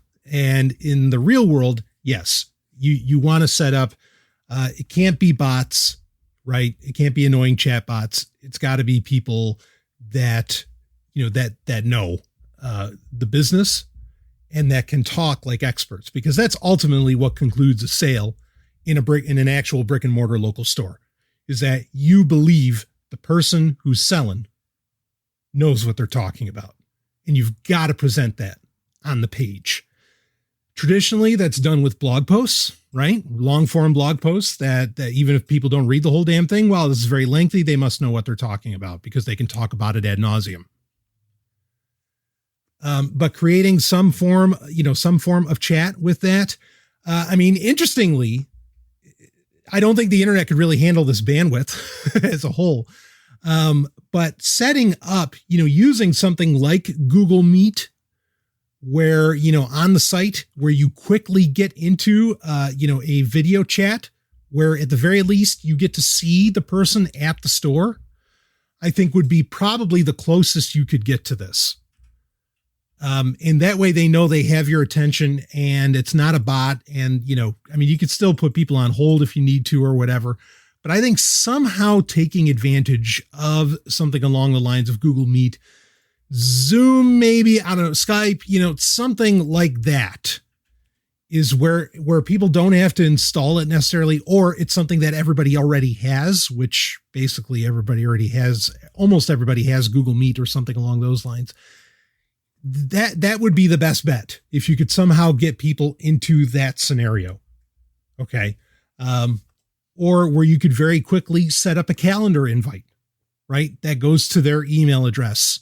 And then you could have, the meeting on Google Meet, because Google Calendar, the calendar invites will automatically integrate Google Meet. Obviously, on a Sovryn Tech level, I don't recommend using Google, but again, we're talking real world here. And I do think that in a pandemic situation, you still need to develop at least some of the trust that comes with seeing another human being. And so somehow creating that, that's kind of a way of getting to where, like what I was talking about earlier, where QuickTime VR would have really been the solution. Okay. And again, QuickTime VR in the 90s was a faux VR. It wasn't really virtual reality, but you get the idea, the basic concept. But that's what I would do. Figure out a way, and I haven't seen it yet, nor have I really seen anybody try, but probably figure out a way to get like Google Meet or something along those lines to where you can have a video conversation, even if it's just one way, even if you're the only person on video. And even if you give it's best if you give the customer the option to either talk audio or video if they wanted to really, or talk via chat. And having this, again, using something, again, like Google Meet would allow for where they could take, say with a plumber, where you have a lot of options where you could either take a picture and share a picture, right, of the problem, and then it could get diagnosed right while they're on. Okay. Or, you are able to, because you have your phone with you. And I know in Android 11, this is going to become a thing. In Android 11, the ability for apps to readily access an API that can use all of the cameras, front and back and whatever else. And if there's 20 of them on the back, I don't know. But they're going to have an API, in Android 11, where it allows an app to access all those cameras all at once. You don't have to flip between them. It can just access them as needed. And so for, in the case of like the handyman of any stripe, that would become incredibly handy, pun intended. So doing something like that via your website, I think is really, because that solves the issue of, you get them to the website, and then that website can bring, you can implement the API in the website itself to where it can bring up a service that they already have. Again, you got to meet them where they are, right? And so this is kind of a hybrid solution as far as that goes. And allowing for that. I would also, frankly, allow, if you could figure out a way to allow for voicemail, I think that's a powerful tool to take advantage of, because a lot of people can't really type out what they want, but they can easily say it. So giving them as many communication options as possible front and center on the website that you lead them to, I think is really, really key here. I hope this gives some ideas, of where this can go. Some of this technology might not be there yet, but it is awfully near, especially where we're at. And so looking for it or clamoring for it might bring it to you. And if you're ahead of the curve on that, people are going to get a customer service experience that is truly 21st century, right? That they're not getting anywhere else. And if it's on the local level and the local level is doing a better job of customer service than, some giant franchise or chain that hasn't thought about this and they're completely reliant upon them showing up as number one in Google, you've got a hell of an edge on them. And that is absolutely key, is to have that edge over the franchises right now. Any edge you can have over the franchises, anything that makes them more personal, you've got to be doing as a mom and pop shop today.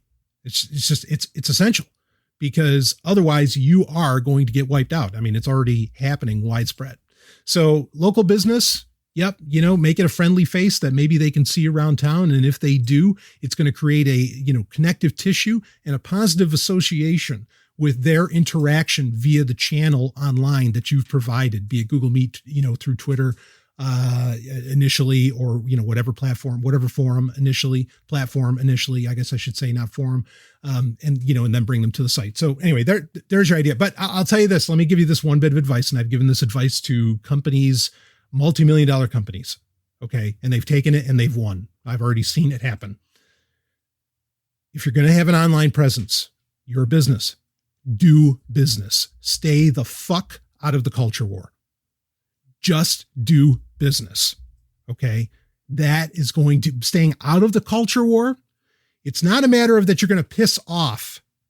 All right. With whatever you're doing, like don't put on, look, I dig, a lot of what BLM is talking about and whatever else. I dig a lot of what a lot of the protests are about and everything. Okay. I get it. And when I am telling a business, hey, don't put "we support BLM" or whatever on their site, that has absolutely, you've got to understand where this is coming from. People get so fucking confused because they think that what I'm suggesting, or they think when a business doesn't do that somehow they are not supportive. No, you are wrong. What you are doing as a business, when you do not engage in the culture war and you do not make statements on your site about the culture war, or perhaps even about COVID or whatever. Okay. You are creating an oasis. You are creating and I know people will bristle at this, but here we go. You are creating a safe place for people to get their needs met. All right. That's what happens when you do not put messaging on your site, when you do not engage on social media with all the horse shit and crises going on and everything else. Just do business. Create an oasis where people can get what they want and nothing else. If they want to be friends with you and all this other stuff, you can engage in some of that when you're, maybe doing face-to-face on a video call with them or whatever. Okay, fine. But as far as on what's just flat on the page or flat on the social media account or whatever, don't get into the culture war. Don't do it. Don't buy into the crises. Don't do messaging about the crises. Don't do any of that horseshit. If they want to know how you are about it, they can ask you. Okay. Leave it to the customer to do that. The customer knows what they want, consciously or unconsciously, and they'll try and get it from you. All right. You just need to create an oasis where they know that their needs are going to get met. That's what that's about. It's not about being unsupportive of whatever's going on. It's not about, being on one side or the other of the whole COVID situation or whatever. It's not about any of that. It has nothing to do with that. It's about unconsciously creating an oasis for customers. And I think that's exactly what has happened with companies that I have, again, multi-million-dollar companies that I have suggested, hey, this is how you should operate. Just play above the whole thing. Because people will want to do business with you, not because you're not politic, but because, it is because you're not politic, but it's not because they don't know your politics. It's because, again, it is that oasis of business, oasis of getting things done, oasis of getting what they want. That's key. All right. Anyway, I'll be right back with some more Sovryn Tech. Woo!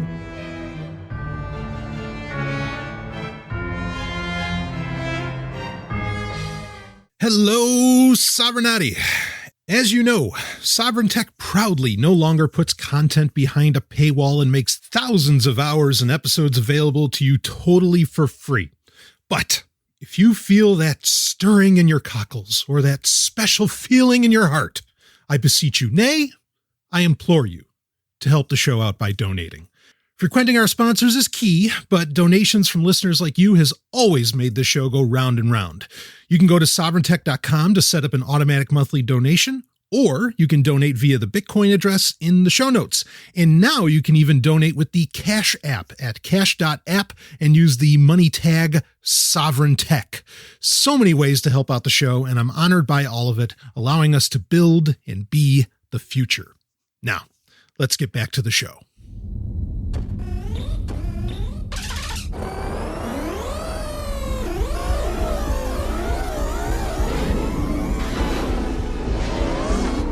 Now entering the gaming grid. The latest gaming news, reviews, and retro culture, as only the man of tomorrow can deliver.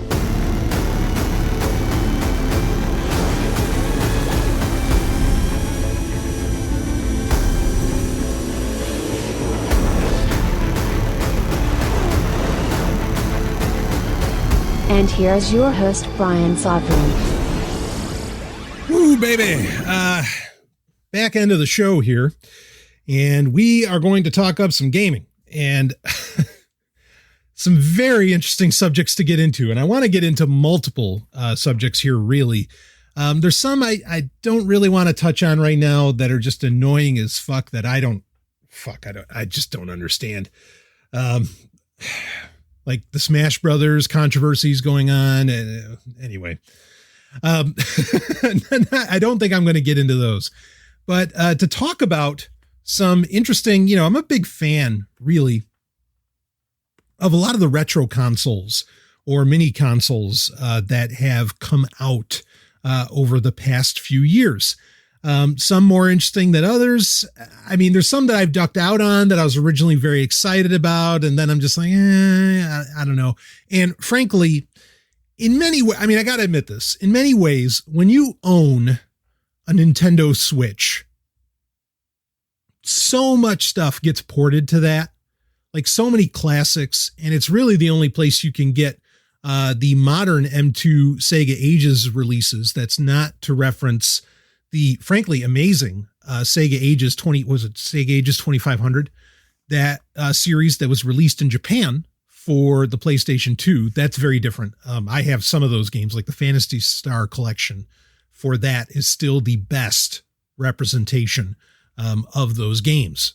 But basically, just about anything you can think of, really seems to be getting, if it's not already ported to the Switch, it's going to happen. And it almost makes a lot of these retro consoles moot. I mean, in many ways. I still think that they're fun to have.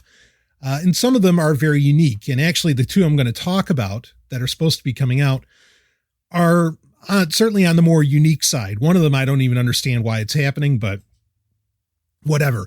But before I get into that, a subject I did want to get into, and it's amazing that the gaming industry this is another case where stuff that I have said for a long time on this show, be it on Sovryn Tech or back when the Gaming Grid was its own show, before it got reintegrated into Sovryn Tech.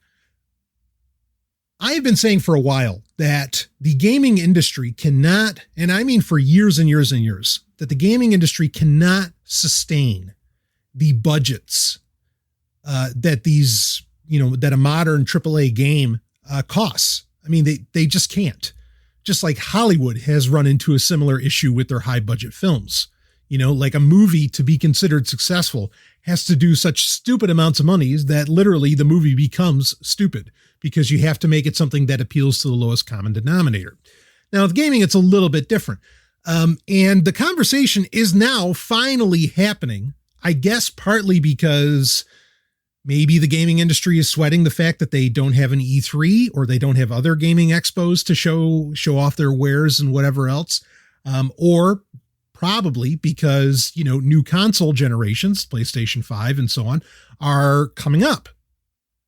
And the conversation is being had, and it looks like some of this might be happening. Okay, how do we resolve this issue with budgeting? Because people, in fact, more of that Gen Z stuff that we were talking about earlier, aren't falling for, they're calling out Electronic Arts, EA, whatever company, whatever gaming dev house, major house that's engaging in IAP, insane DLC, and a lot of this other stuff, or, loot crates and everything, and saying, no, you're robbing us. Stop. This is getting stupid. We're not going to buy your games anymore. And that's really happening, and I'm glad to see it. But now the gaming industry is like, okay, well, what do we do here? Do we lessen the budget on the games? Or, and this is the direction it looks like they're going, or do we increase the cost of a video game? Now, it's interesting to think about and point out that, I can remember the first video game I ever bought with my own money. It was Metroid, the original Metroid for the NES. Okay.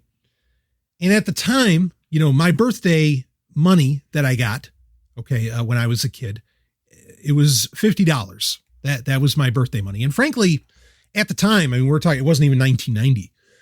$50 was a lot of money,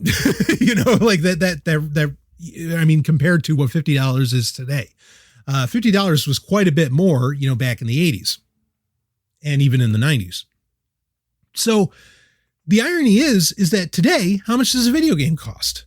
Your average AAA title that comes out on launch day, about $50, maybe $60. But there were games then. Even then game prices were going up to about $60 if it was a newer release. Like I remember spending $60 to buy Mega Man 3 the month that it came out. Okay. Now there's some confusing language and conversations around all of this because of the fact that games and I've already had the conversation around limited run games and their physical shit. Don't. No game, you understand? Unless it's like a niche console of some kind or whatever. No game is truly physically sold anymore. Unless, you're going into the past and previous console generations or something. And believe me, I wish games were physical. I'm not saying that I'm glad they're all digital. I'm not glad about it. All right. But no game is, because you still, even if you get something from limited run games, there's going to be, unless it's an older game for an older platform, like the Star Wars re-releases for PC or something, or Game Boy or whatever. If you're buying a physical edition of a Switch game, you're still going to likely get the patches, right? You're going to get the software updates and everything that come along with it that aren't on the cartridge. Okay. Or the cartridge might not even have the whole game on it. And you still have to, bottom line being is that it's still ultimately a digital game. So don't give me, I don't want to hear about that, that shit. Cause anyway, the argument going now is that, okay, games need to cost $80 instead of 60. We've got to adjust for these budgets or for the fact that we can't scam people anymore with loot crates and whatever else. We've got to make the extra money somewhere. Now, I don't necessarily buy this argument because here's the thing is that while, yes, it is interesting that games cost the same dollar amount that they do now that they did 30, 40 years, 30 years ago or whatever. I can remember even seeing E.T.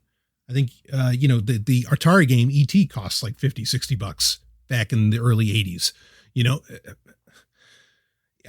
it is weird that things, cost that much then, and somehow they still cost the exact same. That's, why is that? Right. And that's not counting sales or anything like that, but sales are part of this conversation, I think.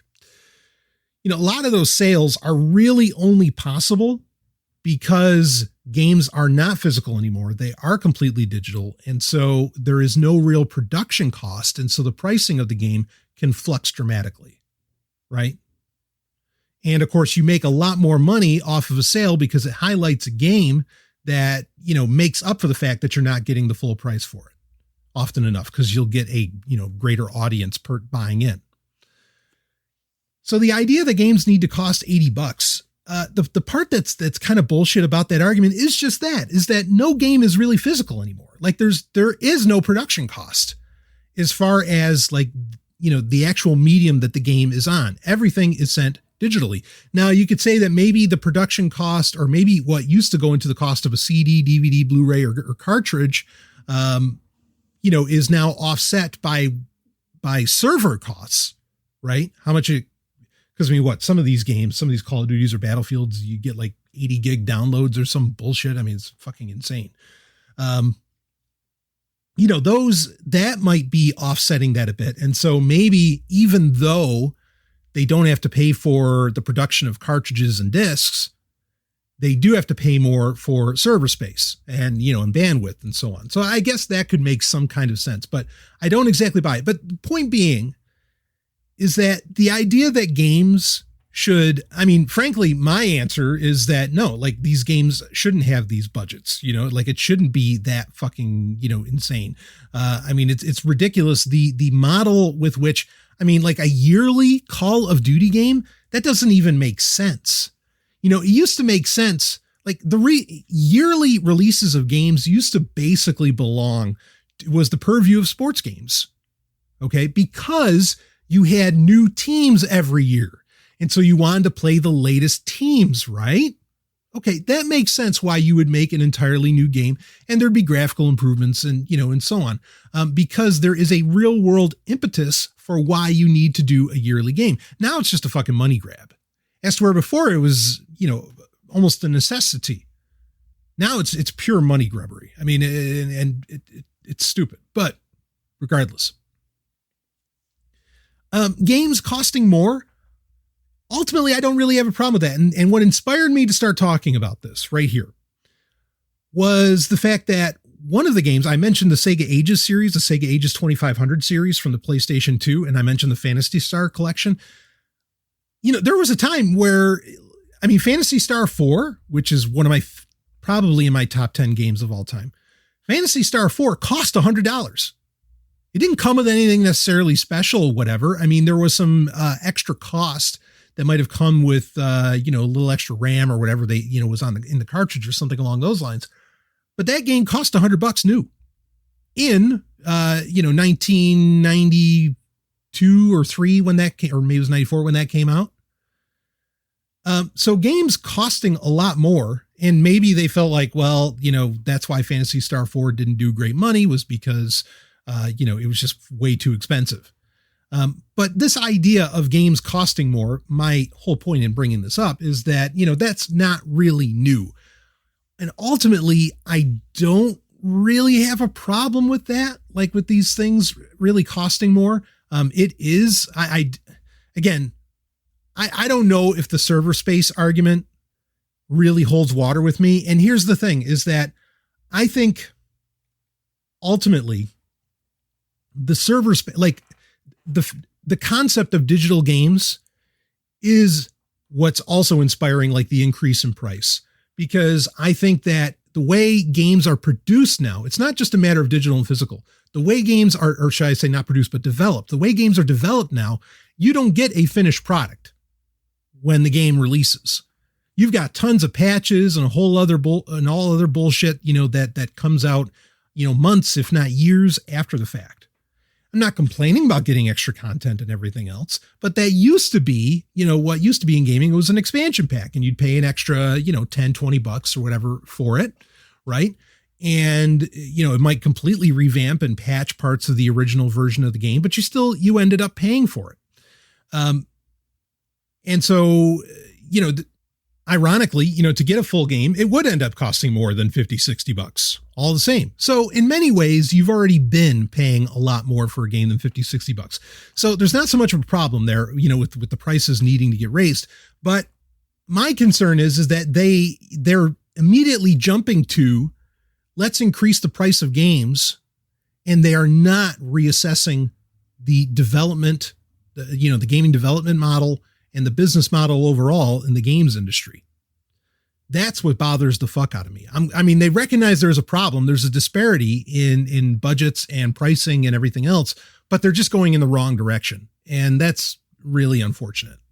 I am not surprised at, the rampant popularity of, again, the retro consoles that I mentioned, or of the idea that people are buying older consoles. Also, you have companies creating little cottage companies, or you have people creating cottage companies that are selling hardware that allows you to play the classic games, or that makes systems better, right? Like was a GC loader or whatever for the GameCube that, you know, replaces the disk drive or replaces the optical drive and allows you to play games off of an SD card. I mean, that's fantastic. I mean, I already have that kind of setup, but I still have to have the optical drive to put in the action replay disc and whatever, but that's not GC loader. I wouldn't mind getting my hands on those, or like what Terra Onion is doing. We've talked about that on Gaming Grid in the past, where, you know, they basically put a hard drive completely in place of the, you know, the optical drive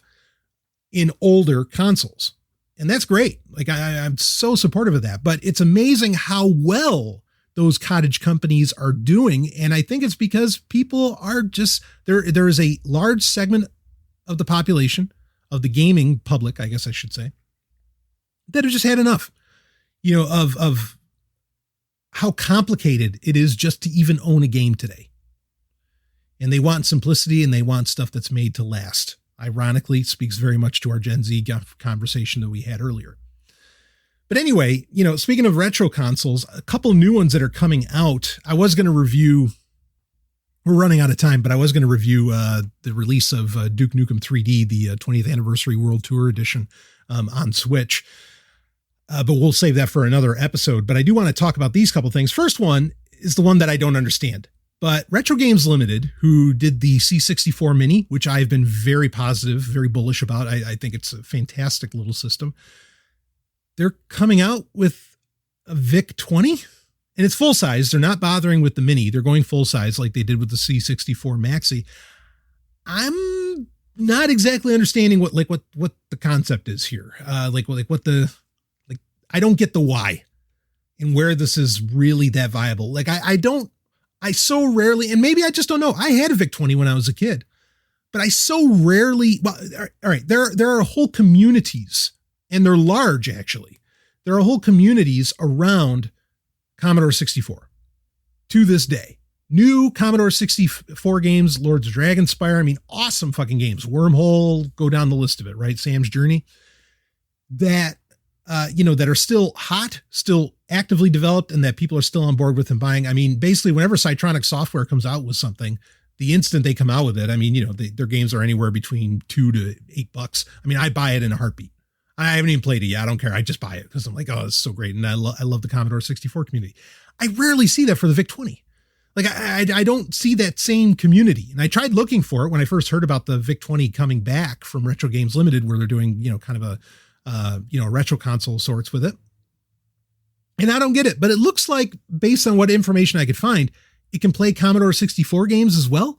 So maybe this is somehow, because the C64 Maxi, the full size version with the keyboard that actually worked, because on the Mini it didn't. The C64 Maxi never made it out of Europe, as I understand it. And I still don't know why that either. And I haven't seen any explanations as to why the fuck we can't get the full size Commodore 64. I don't know if the VIC-20 is somehow resolving that problem and basically giving because it says in the advertising that it can play C64 games. You gotta understand, the original VIC-20 only had 5K of RAM. The 64 in Commodore 64 stands for 64K of RAM. That's what, it's not 64-bit at all, obviously. I mean, they're basically 8-bit systems. So I know you could I remember with VIC-20, you could put in, there was like an upgrade cartridge where you could bring it up to 32K, but the VIC-20 could never really play, Commodore 64 games. So again, I don't understand what this product is about. If it is the solution for getting the C64 Maxi effectively out to the rest of the world, I don't know, because of some naming rights or some horseshit, if that's what, or, something to do with IP, if that's what it's about, okay. Great. Then I guess I get the point, but I haven't seen any details on this. And, people that actually get to interview anybody that really matters, they never get to ask the hard questions, or they never bother to ask the hard questions. It's really fucking annoying. So, and that's why there are people who want to get interviewed on my show. A lot of times though, admittedly, like I'll say, well, I'm going to ask you this. I'm going to ask you this. And then they're like, oh no, I'm not interested. Like, okay. So, you don't want anybody that's actually going to put pressure on you. Great. So why would I do it? But anyway, so that the VIC-20 one, that's a surprise, kind of interesting. I'll certainly be keeping an eye on it as far as that goes. But the far more interesting one is one that I hope does end up on shall we say, Western shores. Because right now I think it's only set for Japan. Not that anybody here would necessarily recognize the system, but Sega has announced that they are coming out with a new retro console or micro console of the Astro City, which is going to have 36 arcade games on it. Now, the Astro City, and I think they're calling it the Astro City Mini, kind of like the Genesis Mini or Mega Drive Mini. The Astro City Mini is a mini version of the full-on Astro City arcade cabinet that in Japan, even when I used to go to Japan years ago, you just saw these things fucking everywhere. In every arcade, in many businesses, and I mean businesses that you just wouldn't expect to see, like, why is there an arcade cabinet here? Of course, that's true throughout a lot of Japan. But, you know, at restaurants and everything, and they were basically multi-game arcade machines, which, not that that's anything new. Neo Geo had similar things in the United States, like with, Samurai Showdown and, whatever other game, King of Monsters on them and so on.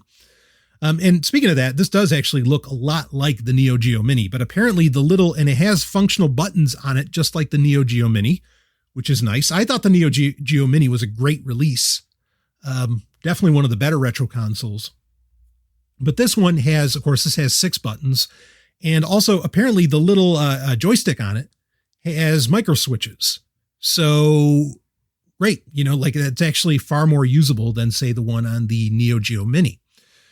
But it is on the smaller side. It does have, I think it uses USB-C for connecting everything, and it has a full-size HDMI cable, which of course was a little bit of controversy with the Neo Geo Mini because it had a micro HDMI on it. But that's a nice touch. There's no word on whether or not it's going to have a battery built into it, as in, can it work portably? The Neo Geo Mini, which is its nearest corollary, did not, even though you could power that like with with little portable battery, USB battery pack, right? So anyway, some of the games on this, we don't have all 36, but this is, I'll read you a little bit of the game list, and this is why I want it here, because some of these games are pure gold. Alien Syndrome, Alien Storm, Golden Axe, The Revenge of Death Adder, Columns 2, Dark Edge, Puzzle in Action, Tant R, I don't know that one, but Virtua Fighter, Fantasy Zone, and Altered Beast. Every single one of those games, I don't know Puzzle in Action, but otherwise, every single one of those games is an absolute hit and classic. And we haven't had a great release, a modern release of Virtua Fighter, I think pretty much anywhere. I know Virtua Fighter 2, the Genesis version, has been released in varying collections over the years, but the original Virtua Fighter, which to this day, same with like Virtua Racing that Sega did as well, those early polygon based games, graphic based games that Sega did, I still think look wildly more futuristic, seem wildly more futuristic than any game that tries to look really realistic and have like to where you can't see the polygons anymore. I think seeing the polygons gives it a very, very interesting, it's a design, but it gives it a look that says, wow, there are so many horses behind this that, do you get what I'm saying? I think it's incredible. So the original Virtua Fighter alone, I would love to get my hands on in a nice portable or a nice, easily plug into the TV fashion. I know you can have your Raspberry Pi, run MAME and blah, blah, blah. Do you know who you're talking to? I know. Okay. I want, this nice presentation, this nice package. So I hope that, again, and that's just for starters. Now, if they're going to toss in like Virtua Fighter 2, the arcade version of that, as well as, even though you can get the Sega Ages version on Switch of Virtua Racing, so that's not as important, but I think that would be an excellent addition to this. It's a solid buy. It goes for about $120, which is around the range that the Neo Geo Mini was at. But I think that's fine pricing. And it comes with a gamepad as well, and you can hook up multiple gamepads and so on. But I love it. And the other Sega arcade games that could end up on there, sign me up. Like I I can think of a whole list of, far more than 36, but there's a whole list of games that I think would be absolutely fascinating, to put on there, and that would make it a worthwhile purchase. So I'm glad ultimately that retro consoles are still seen as viable. And obviously this is a far better release than the Game Gear Mini, which we talked about in recent episodes. That's just stupid. But this is a release being done the right way. I'm hopeful. The biggest thing that this says to me, if they are willing to sell, actually, here's the thing. This is true. And this really should have been the one positive to come out of the Game Gear Mini. If Sega is willing to bank on the worthwhile release of the Game Gear Mini and the Astro City Mini, if they think those are viable, it's worth it to make these. They have to think that making a Sega Saturn Mini would be worth it. They've got to, because combining the Astro City cabinet and the Game Gear, I don't think even, most people see the Saturn that it wasn't very successful in comparison to like the N64 and the PS1, sure. But it did really good selling numbers, especially, far better than the Game Gear did. Far better. And Astro City is a different market. I understand that. But bottom line being is that there is definitely more memories, more headspace, and more interest in the Sega Saturn than in either of these two consoles. Most people don't even remember half the games they played on the Game Gear Mini. They remember it. They remember the really tiny screen and that it was backlit when the Game Boy was not, and so on, and that it was full color and blah, blah, blah. And they remember that, the batteries, if you're lucky, went 30 minutes. But they don't really even remember the games from it. As to where with Sega Saturn, you remember the games. A lot of them, Nights into Dreams. The Sonic games alone, there's Burning Rangers. There's a ton of Panzer Dragoon, which of course got a re-release, but I still think the classic looks a little better, as good as the Panzer Dragoon remake is. So I guess my takeaway here is that I think this points at that we just might get a Sega Saturn Mini, because Sega is clearly interested in putting out its weird little consoles. And I hope the Saturn happens. Not that I need it, because I got my hands on the mode from Terra Onion. It hasn't arrived yet, but those are actually shipping, where, I can plug in, a hard drive into a Sega Saturn, and I can play every Sega Saturn game ever made, and hook it up to HDMI, the whole thing. So, it's not like I need it, but I would love to have that nice, easy package. And I'd love to see, I think the design, Sega did such amazing things with the Saturn and the Dreamcast and the looks of those. And of course, I know that's what a lot of other people would be more interested in as well, is, okay, can we get a Dreamcast Mini? Probably coming down the line, and I wouldn't be surprised if we get that Saturn Mini announcement in pretty short order. But before then, I hope the Astro City, like I said, does end up getting a North American, at the very least, release. Or even if it's European, at least then we can buy it from Europe and bring it over and blah, blah, blah, and it'll have English available on it. So, so I'll take it just to play Virtua Fighter. I'd be right there for it. So anyway, that's it for this episode of Sovryn Tech. I'll wrap it up here. We ended up running a little bit long with the gaming grid, which is fine, because there's been so much gaming news that I've wanted to talk about. And so I'm glad that we got it in, and we'll have more Sovryn Tech coming out very shortly.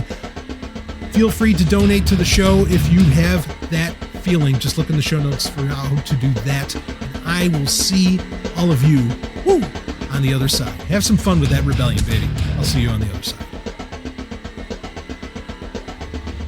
Thank you for listening to Sovryn Tech, an Osiris One production. Now go out there and make some trouble.